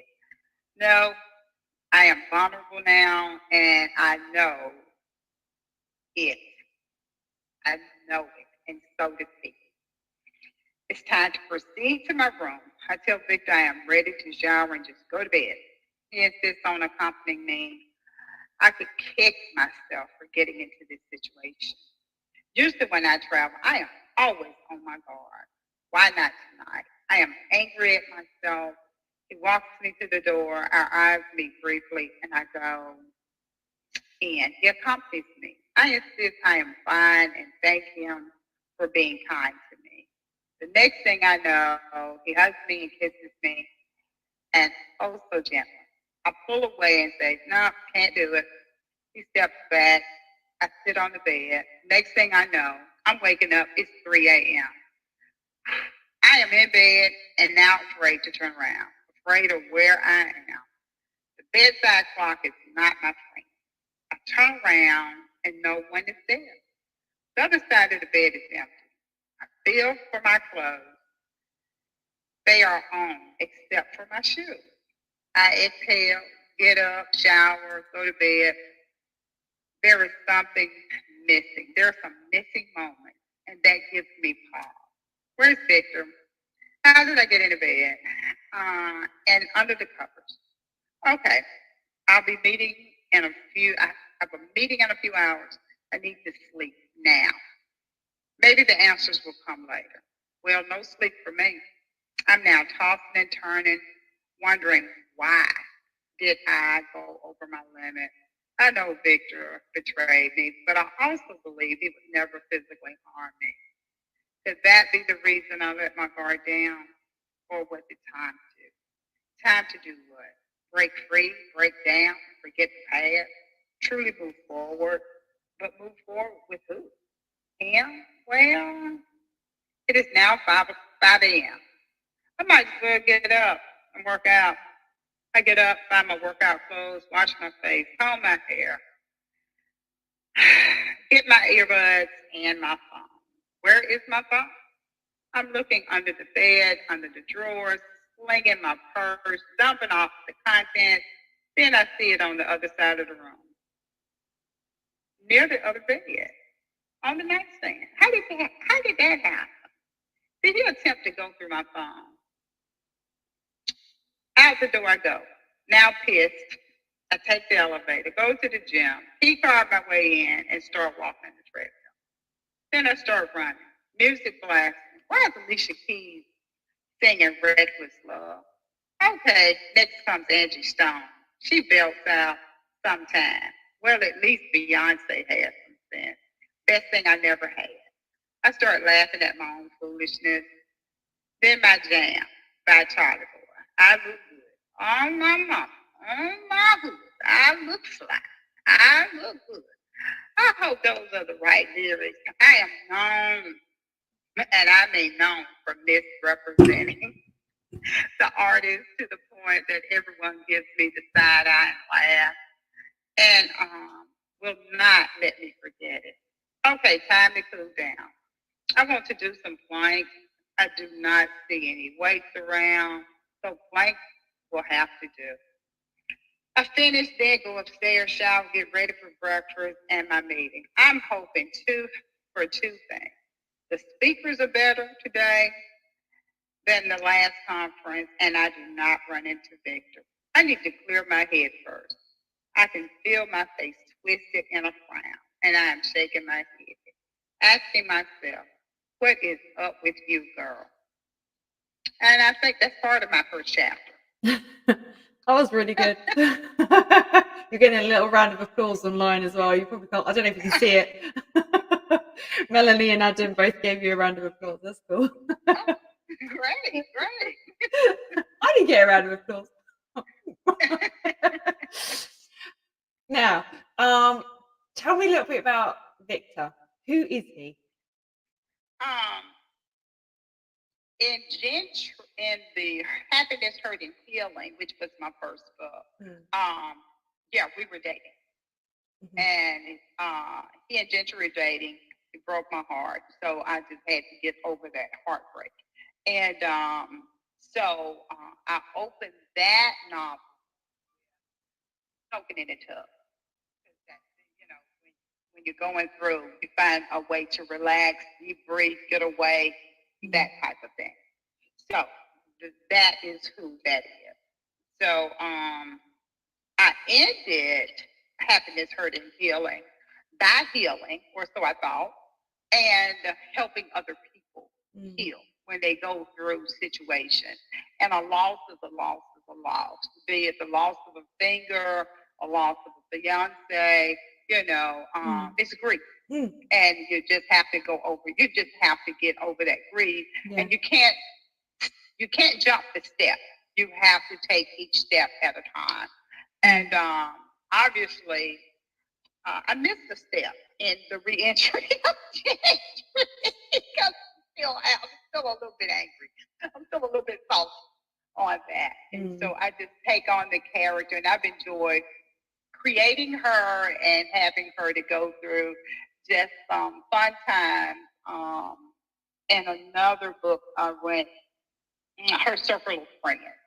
And have those good girlfriends around, and they get introduced in the reentry of gentry as well. Girls going on girls trips, going shopping, just hanging out, doing things that younger ladies enjoy doing.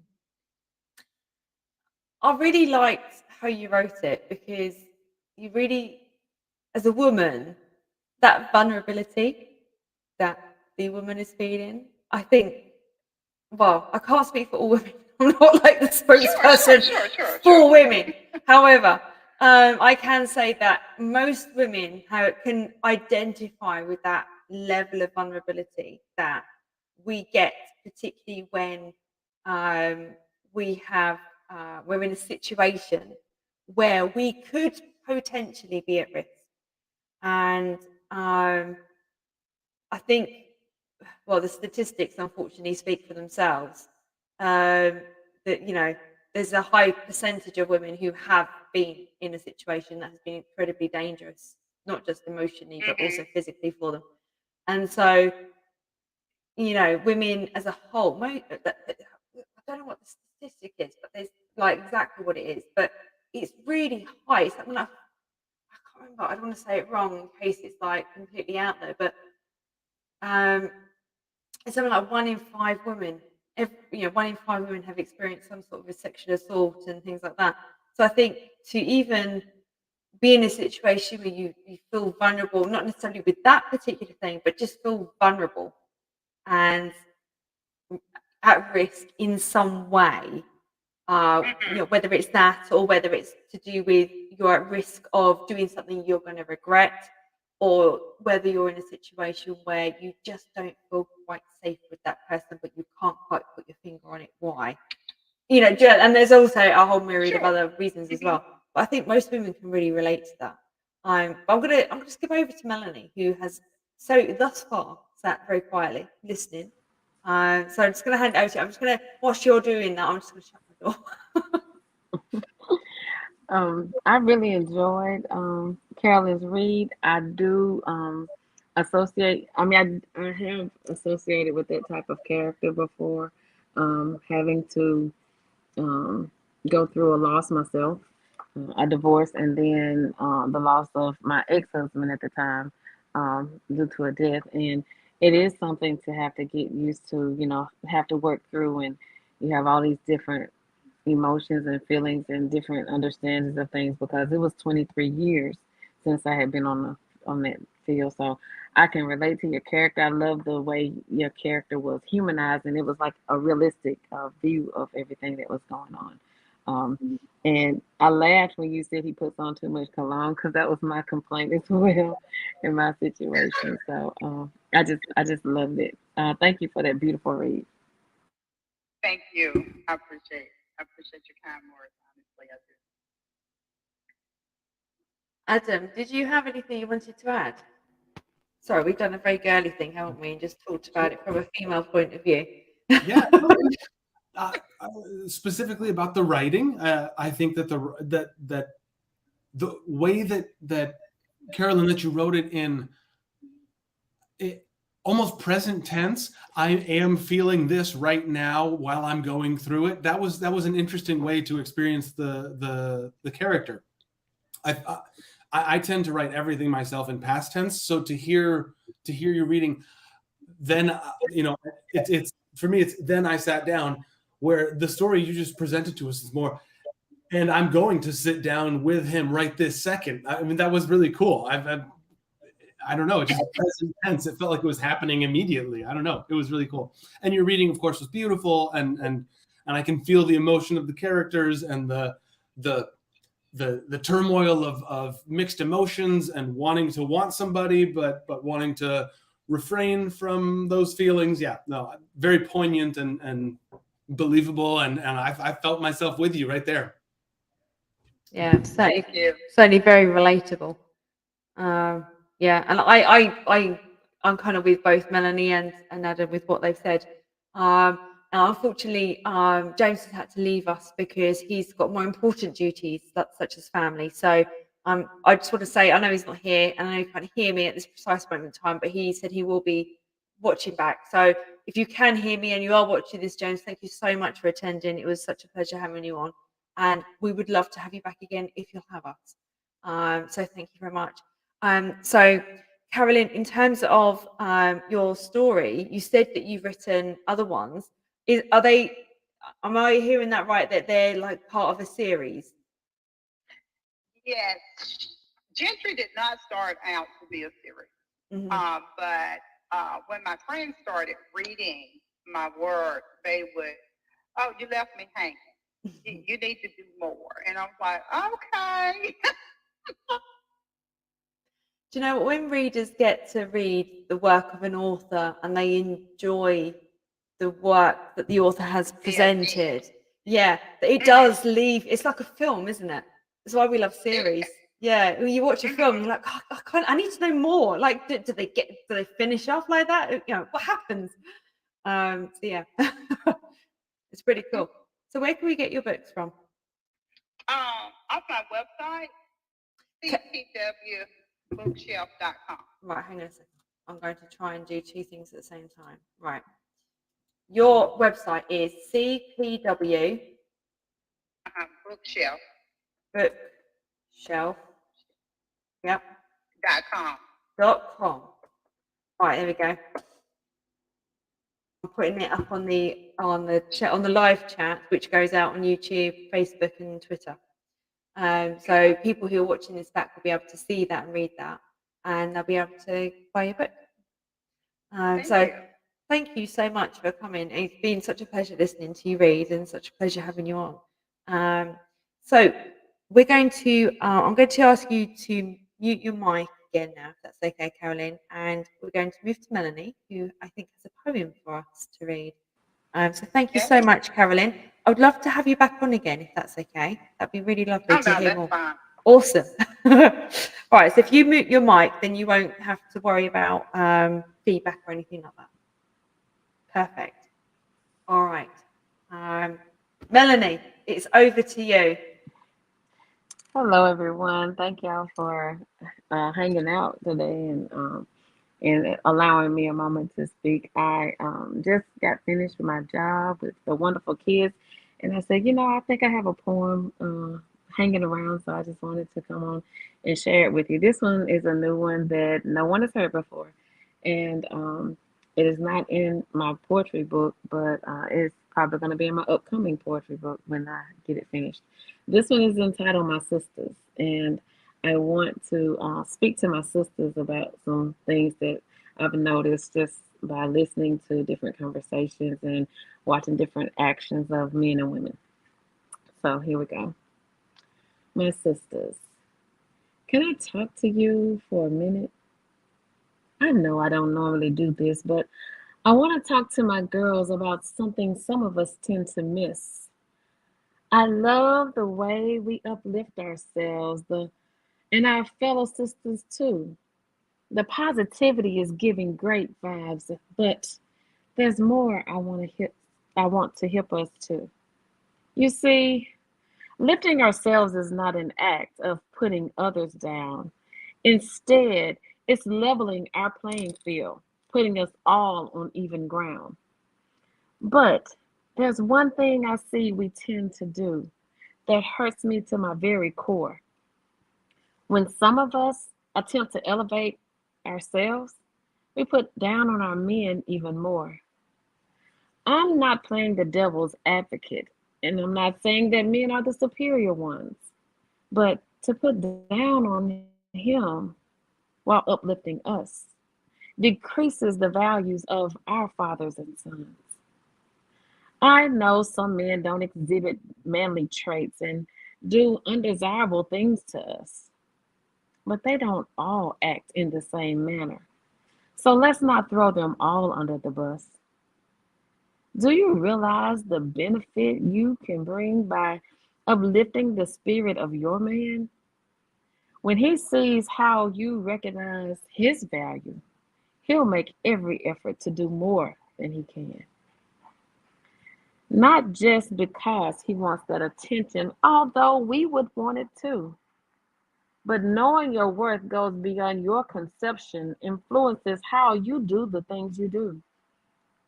You don't have to be superficial and try to make up things to say. Just be grateful and notice the little things they do each and every day. Paying homage to your man doesn't mean you're inferior to the man. Instead, it allows him to see your value in recognizing him as a man. So, if you want the recipe of a power couple, it's not that hard to understand. As you believe in yourself and put forth your best effort, believe also in the worthiness of your man. You won't believe how he can love you better than others can. Thank you.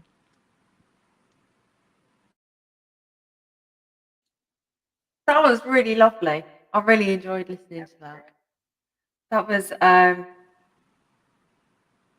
when you turn my volume down here. When you composed that, what was your reason for writing that? Because I know poetry is one of those ones that it's a medium where you either write because you just have an emotion, or because something's happened, or you just feel like you need to get the word out, and it's the only way it comes out. And sometimes it's just a playing around with words. I know I'm assuming that's not the reason why you've written that one, but what was the sort of meaning behind it and your choice in writing that?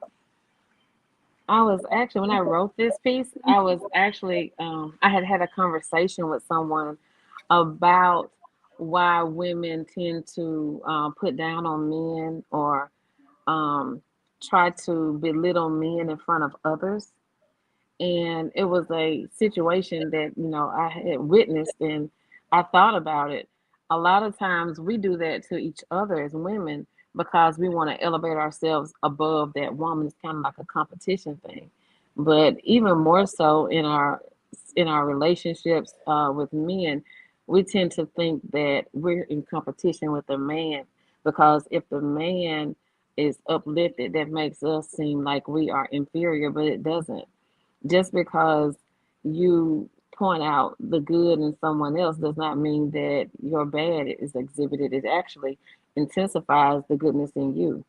So that was my response to a conversation that I had with someone about why women tend to belittle men in front of others.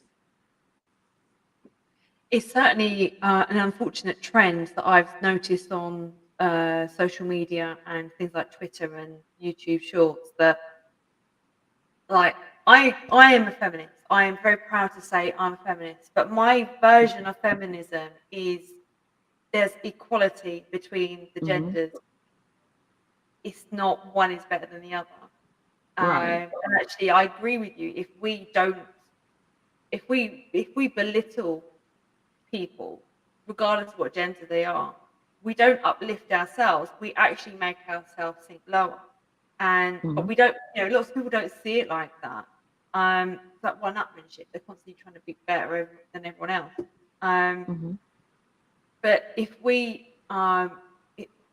elevate each other, like you said, sort of like use the words that you've used in your description there, we both succeed. Everyone Hmm. succeeds. And it's not about making sure that, well, we'll just bow down. It's they need care too. Like the suicide rate amongst men is really high compared to women, for Hmm. example, um, Yes. which is really sad. And I think that the sort of the bashing that that men get is not fair when Hmm. they get labeled with um, there are groups of people, men and Hmm. women, who don't do nice things, and Hmm. the people who don't do those things get labeled. They get tarnished with that and get dragged down because of it. And so we need to uplift each other. We need to uplift the Hmm. men, because we need to empower them to be able to be independent and strong, as they need to uplift us to be Yes. independent and strong.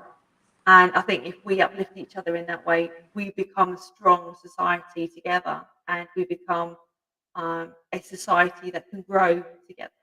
That's my opinion. I'm not saying my opinion is the right opinion. I'm just expressing what I think. But I mean, that was my take on what you wrote. I know it may be very different to your meaning. No, I agree wholeheartedly. I agree with everything you said.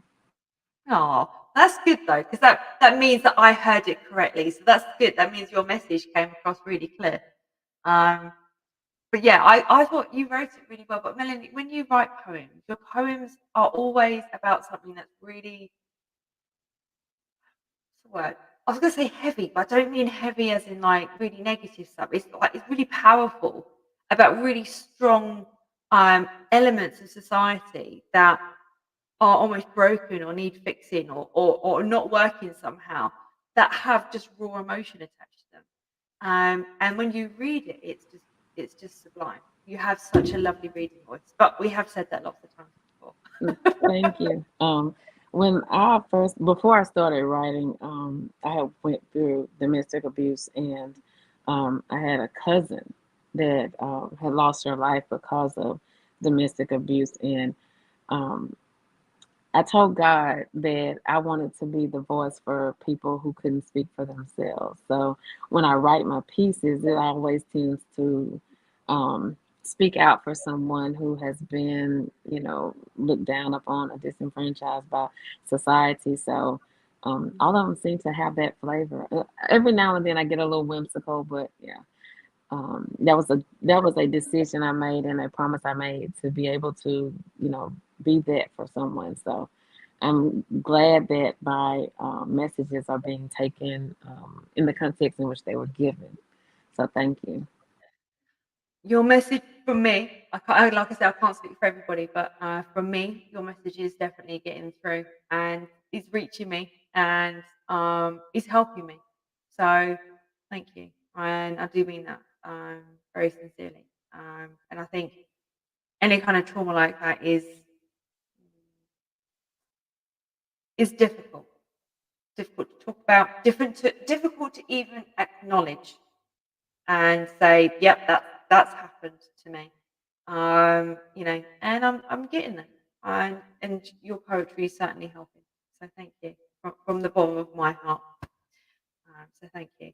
Adam, you're kind of like your face is slightly hidden behind the counter at the top, which is quite interesting because you look like the counter's just got a mouth. So hopefully, yeah, right. I think Indy's just playing around with the settings, and he's just making sure that everyone's getting the say. So what did you think about Melanie's lovely poem? No, I think it's great. It brought to mind how very often when, especially on social media, somebody will often somebody, like you're saying, women will complain about something, and some man will come in and be like, "Not all men are like that," ugh. And I don't fucking want to hear some guy come in and change the subject about what women were just discussing. That's not what you fucked up, guy.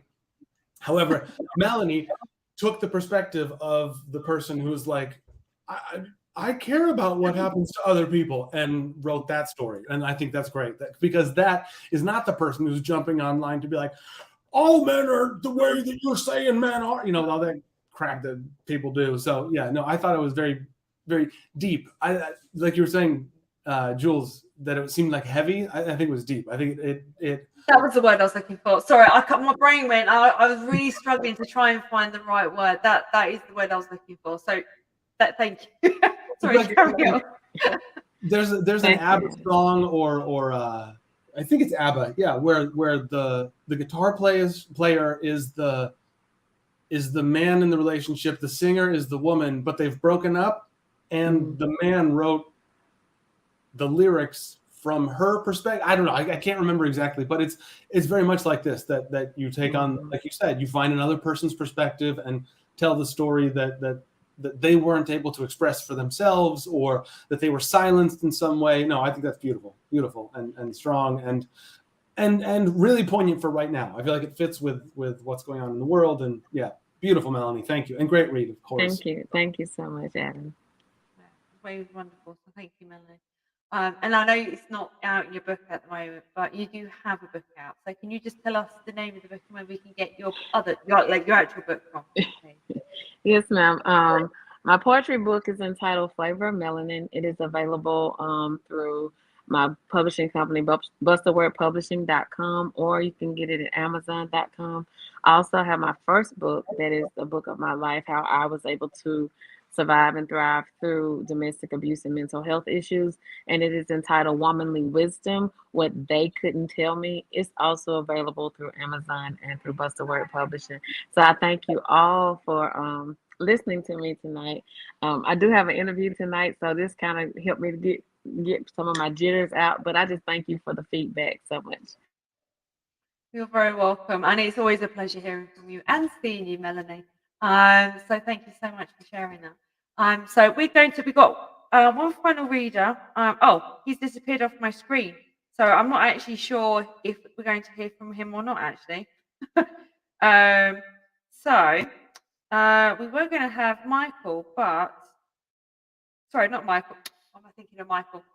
William, but he's dipped out. So I am going to end the session there on that beautiful poem. And a massive thank you to Adam for your lovely read, Melanie, your lovely read, Carolyn for your wonderful read, and also to James as well. Thank you all so much for coming. We're going to have just a couple of those two adverts pop up again at the very end. But I'm so looking forward to seeing you again next week. So same time, same place next week. Thank you, Jules. You're welcome. Bye. Thank you. Bye-bye. Get ready for All the Preacher's Wives, an anthology and celebration weekend hosted by Tonisha Fanchon, November 11th through the 13th. It's a peek behind the curtain of being a pastor's wife. We are looking for 20 pastors' wives to share their story. So if you are a pastor's wife who is interested in contributing to the book and joining us for the celebration weekend, contact us now at www.allthepreacherswives.com. Space unlimited. Again, www.allthepreacherswives.com.